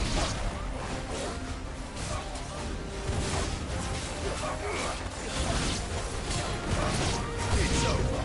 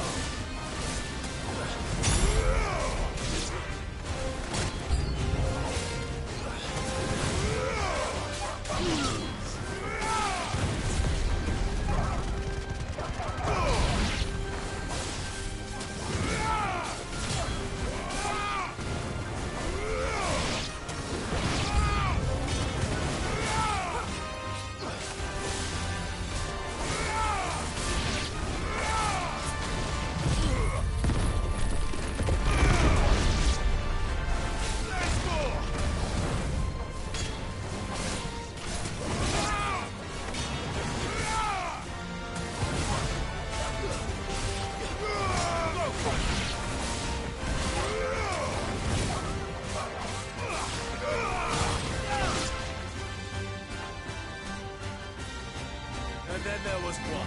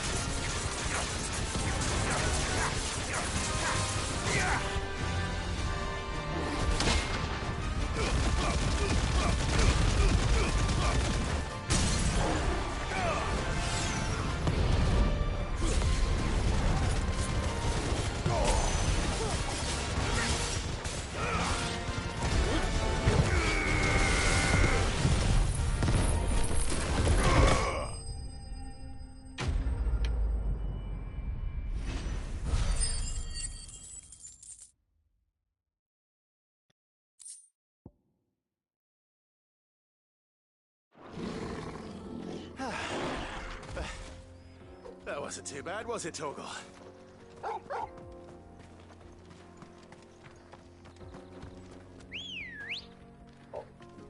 Ready, go?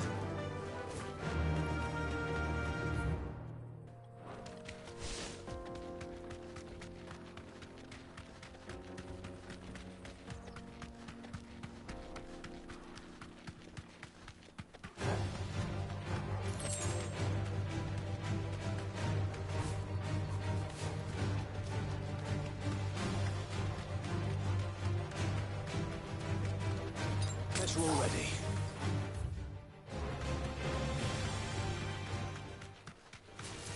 All right.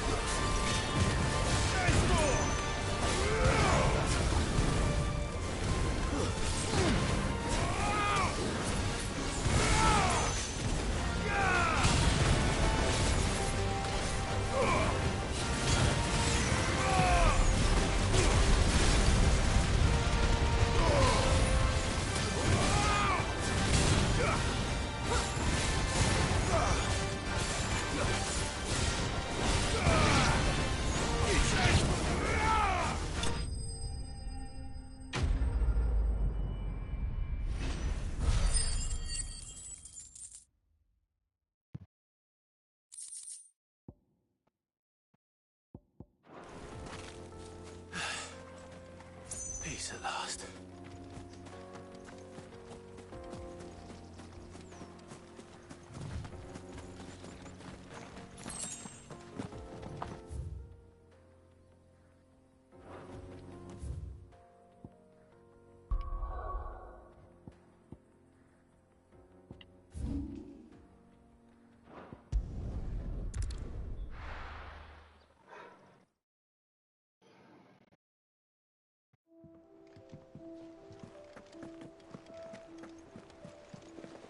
Is that the thing Tomes helped with? Mid told me she was building a ship.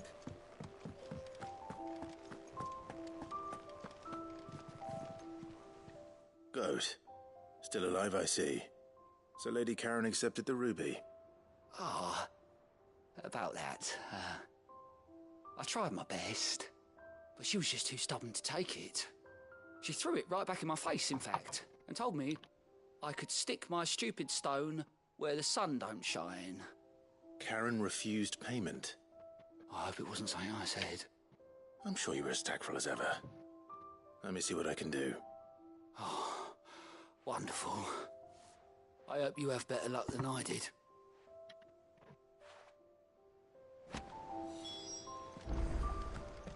In case you've forgotten, Twinside's under siege. So don't be surprised if they're picky about who they let in.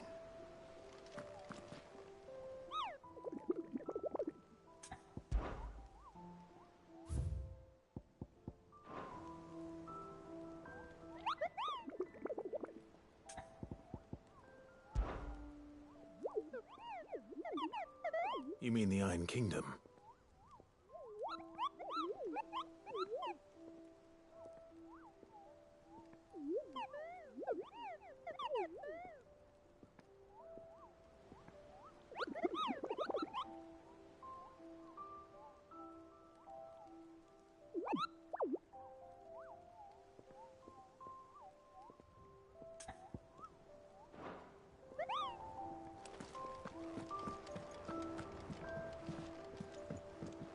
Here for another of my lectures.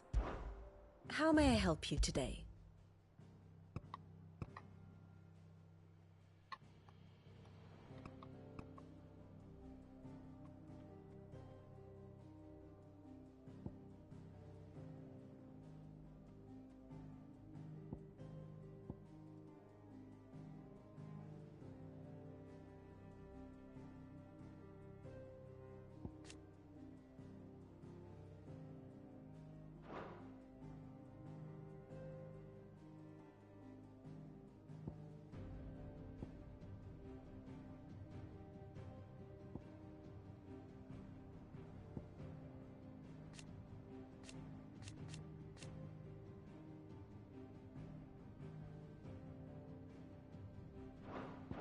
The state of the realm is ever-changing, Clive.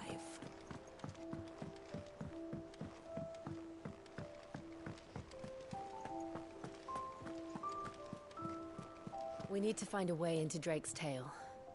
And we will. Together, this time.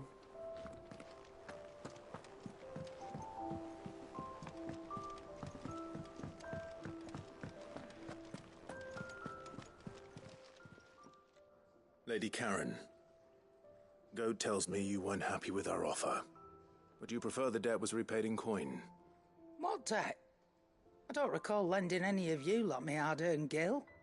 I may have tossed a talent or two in the Hideaway's coffers, but those were donations, and you can hardly call it charity if you go asking for it back. Of course not. But one good turn deserves another. And our circumstances have changed. Surely you wouldn't shun the gratitude of a pauper who happened to have become a prince. Oh, so you're a prince now, are you? Fine. But I'm selling it and taking what I'm owed, then you're getting the rest whether you like it or not.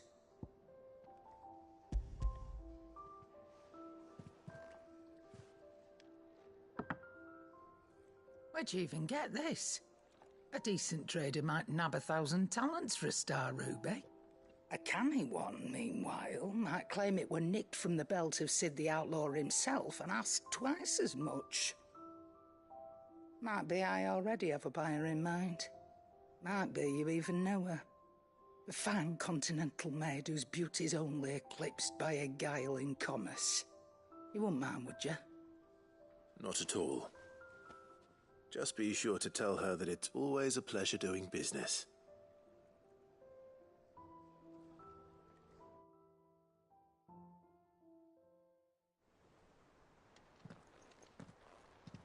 I hear you ended up delivering all 3 stones. Thanks to this lump. I sometimes wonder what I pay you for. Speaking of which, I still haven't been paid last month's wages. Oh, so you remember what's owed to you then? Get your ass behind that disc of yours and don't get up before those ledgers are square. Right away.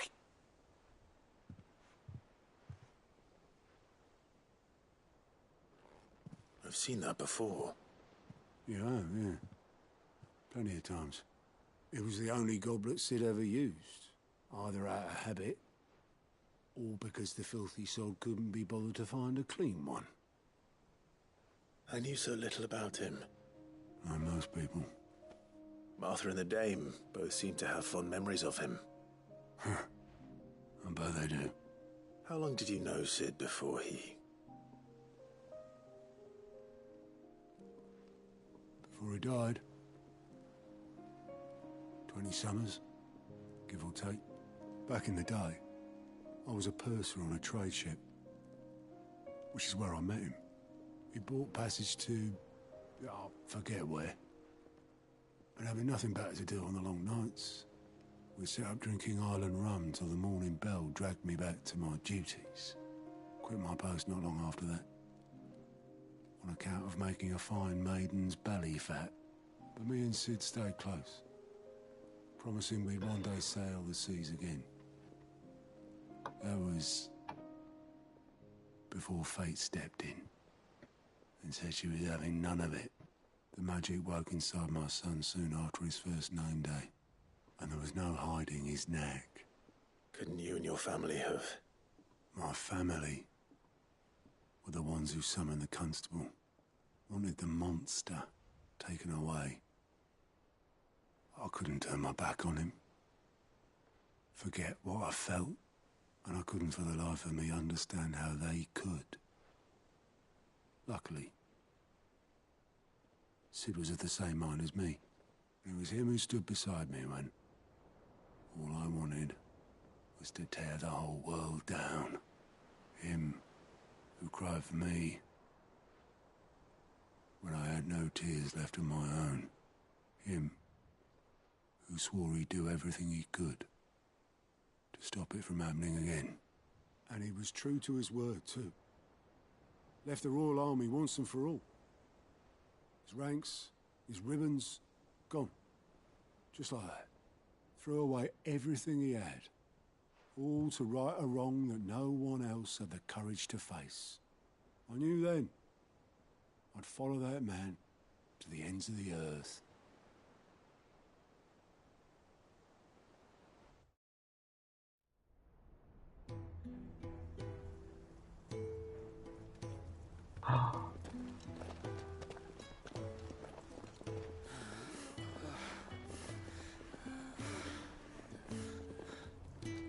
He was always too clever for his own good, was Sid. Saw the world for what it really was, while the rest of us were content to go along with the lie we were shown. And it can't have been easy, bearing that burden alone.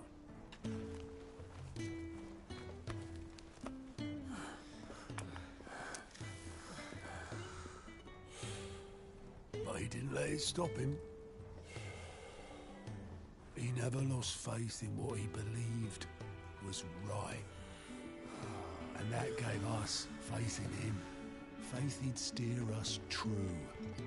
So I swore to myself that I'd always be right behind him, ready to catch the stubborn sod, if ever he should fall.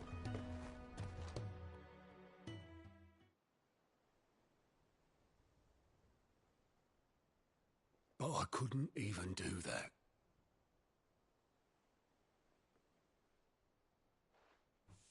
Ignore me. Just the ramblings of a tired old man. Leave that lot. I'll tidy it up in a bit.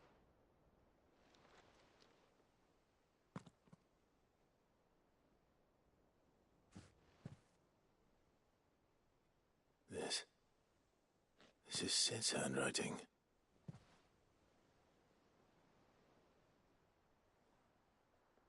Dear Otto.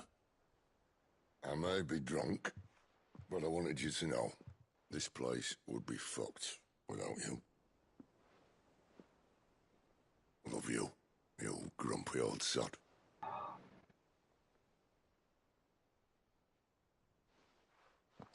This note. Hmm? What about it? Sid was right. Without you, we'd all be lost.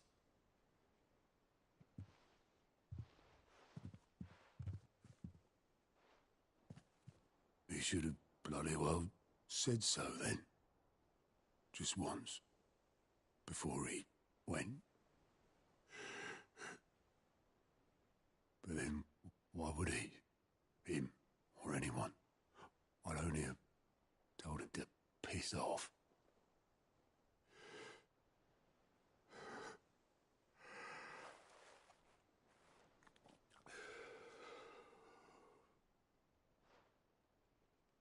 You're wrong, though. Both of you. It was never just me keeping the hideaway afloat. It was all of us. I just shoved people in the right direction. I barely seem to be able to do that anymore.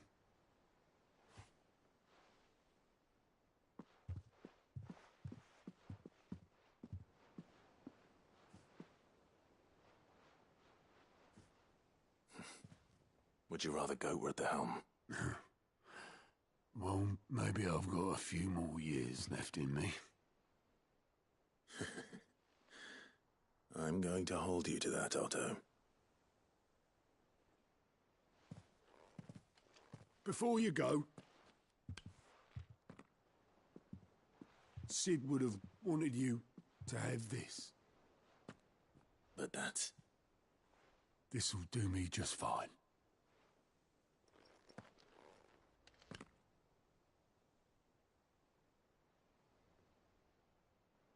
Thanks for the ray of sunshine. I'll see if I can't pay you back. Already have.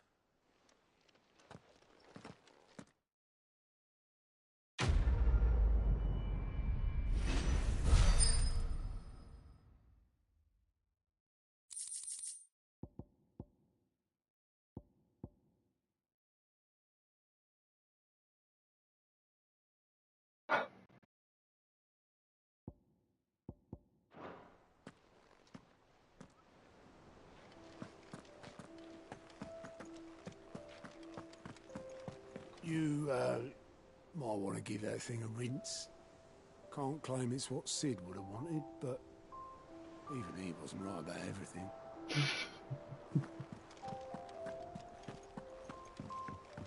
Mid told me she was building a ship. Really? Is that the thing Tomes helped to build?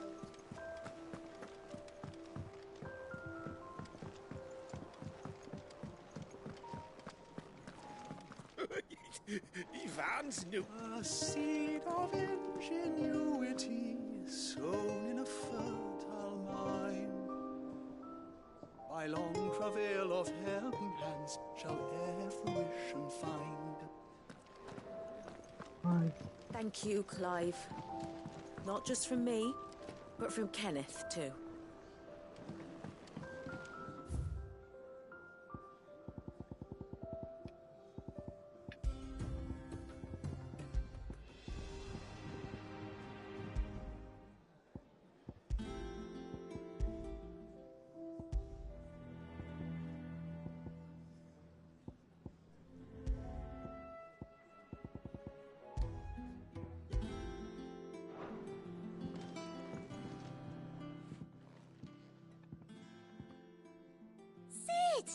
Look what the curse breakers brought back from Dalmekia.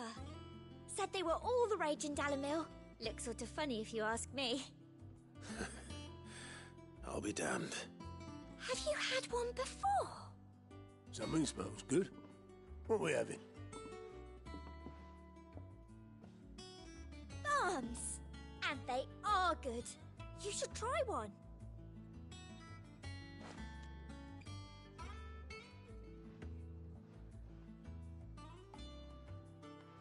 Hey? The bloody great hole in it. Who ate the rest? It's supposed to be hollow, silly. Haven't you ever seen Drake's Fang?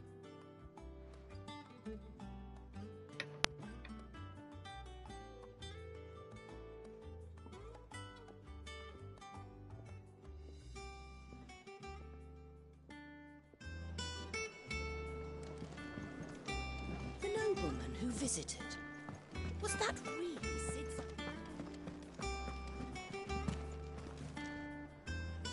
I noticed you and Torgal had gone off somewhere. Take him for a walk, did you? You could say that.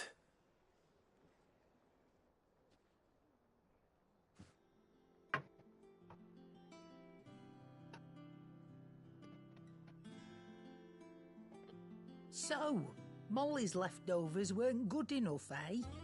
That'll teach me for treating you like you're still a pup. All right, no need to shout. Now we know what you're after, I can see about getting some in. Speaking of which, I brought one for later. Can I leave it with you?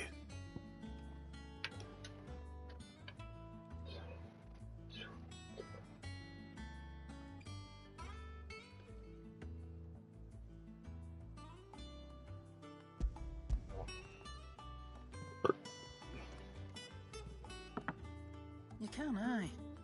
I'm nice like that. In return, you can thank Tomes for me. The bloody know-it-all. I was just on my way to see him.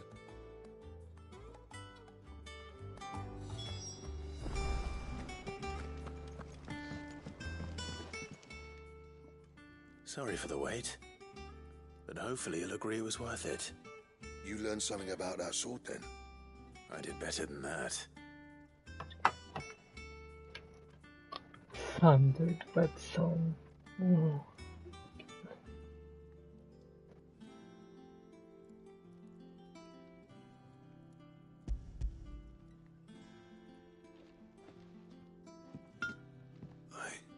A whetstone? Yes. But not one you'll find anywhere in Valisthea.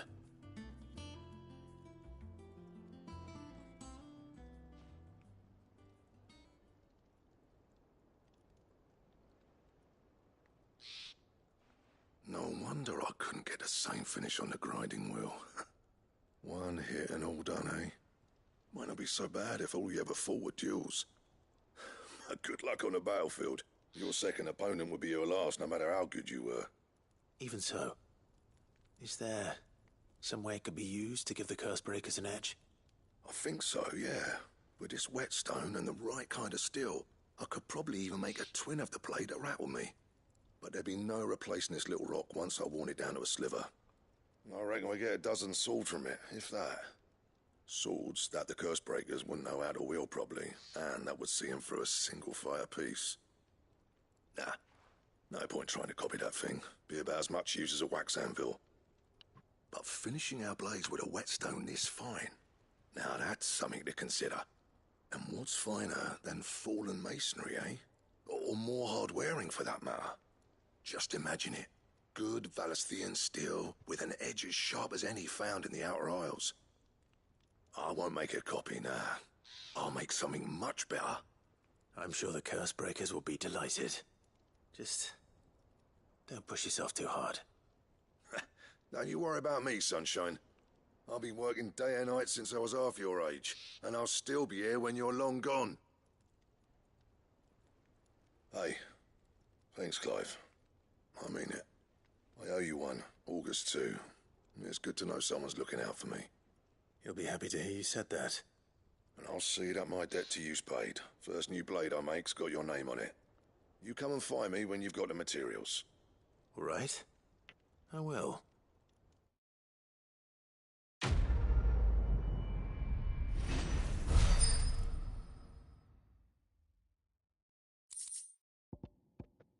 Excalibur does not try.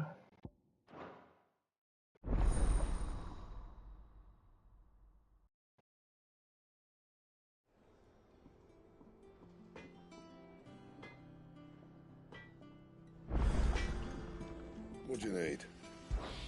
So, what'll it be?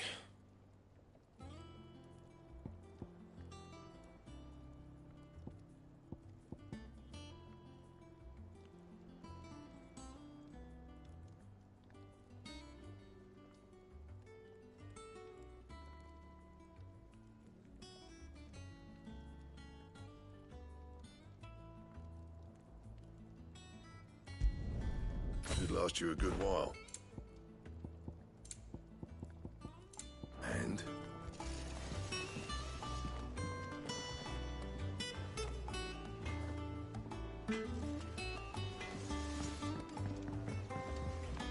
He cracked the crystal too.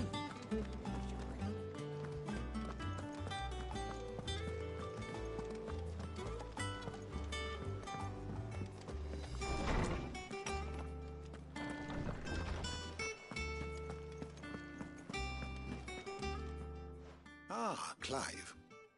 Were you able to locate your quarry? We were indeed, Lawsman. You pointed us in exactly the right direction. And Torgal's been a very happy hound ever since. Very good, very good. Lady Karen sends her thanks, by the way, for your part in solving the mystery. Ah. But that reminds me. After your last visit, I found myself pondering Torgal's talents. Do you recall our conversation concerning Lady Jill's role in Torgal's transformation? About how she somehow woke the power within him. Precisely that.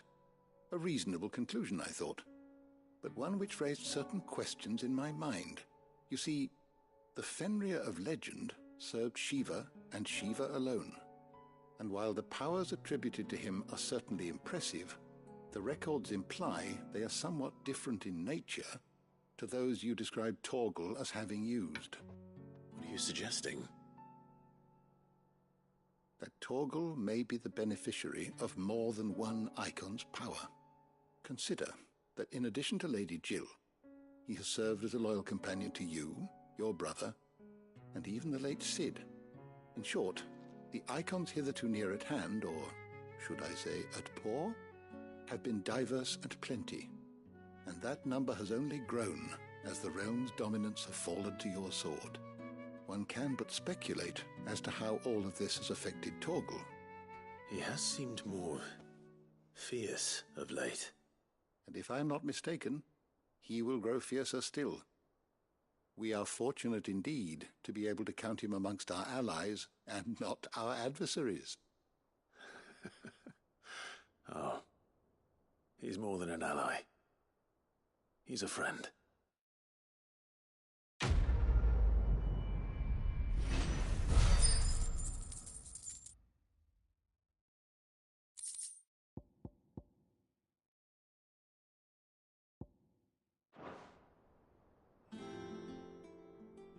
Is there something I might assist you with, Clive?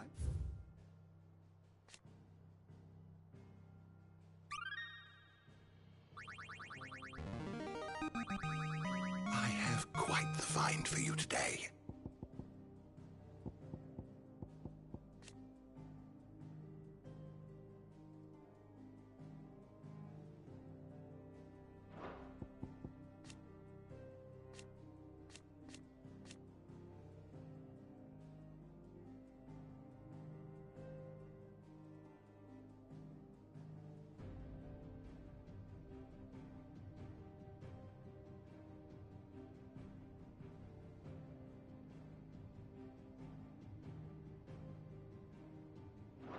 If you have a question for me, I should be happy to answer it.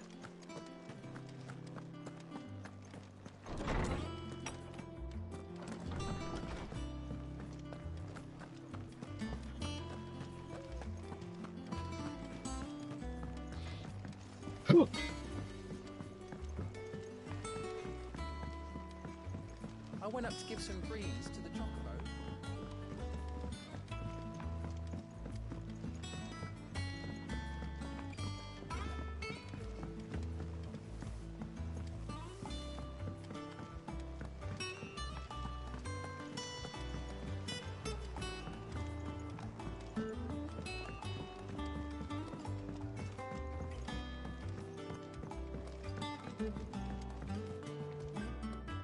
all right there, Sid? How's that hunt for the bomb ash going? I have it here.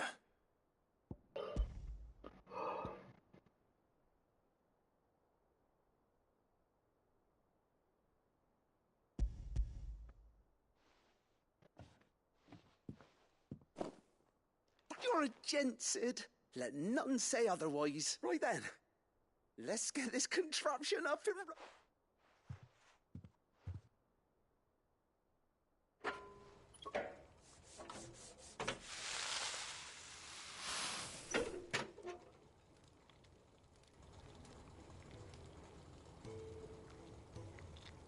There we have it. The Telemon Alembic. And it works just like the chief said it would. Very impressive. Says the man who cut down a burning boulder. Speaking of which, I still haven't returned the favour. There's no need. Don't be silly. Why don't you let me take a look at that bag of yours? The one you keep your potions in. Reckon I could work some magic on... What kind of magic? Well, we happen to have isolated a substance in our test run of the Alembic that I reckon will make even the toughest leather supple as anything. Thought we might use it to breathe new life into old boots and the like. Save the hideaway a few gil. Ah, I reckon if we slap a bit on your bag, it'll loosen it up enough for you to squeeze in a bottle of... Well, it can't hurt to try, I suppose. That's the spirit. Leave it with me. I'll only be a man.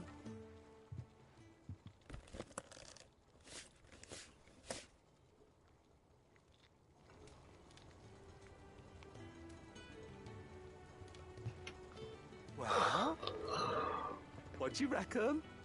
It certainly feels more flexible. Right? Told you. Thank you. I think. No. Thank you for supporting Mid and the rest of us in our endeavours. Without you, we'd never have been able to discover wonders like that stuff I rubbed on your bag. And I'm telling you, there's plenty more where that came from.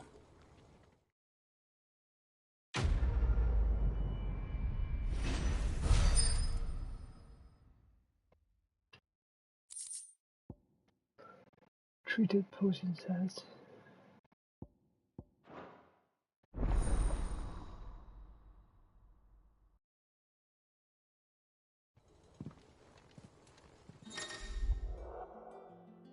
Okay.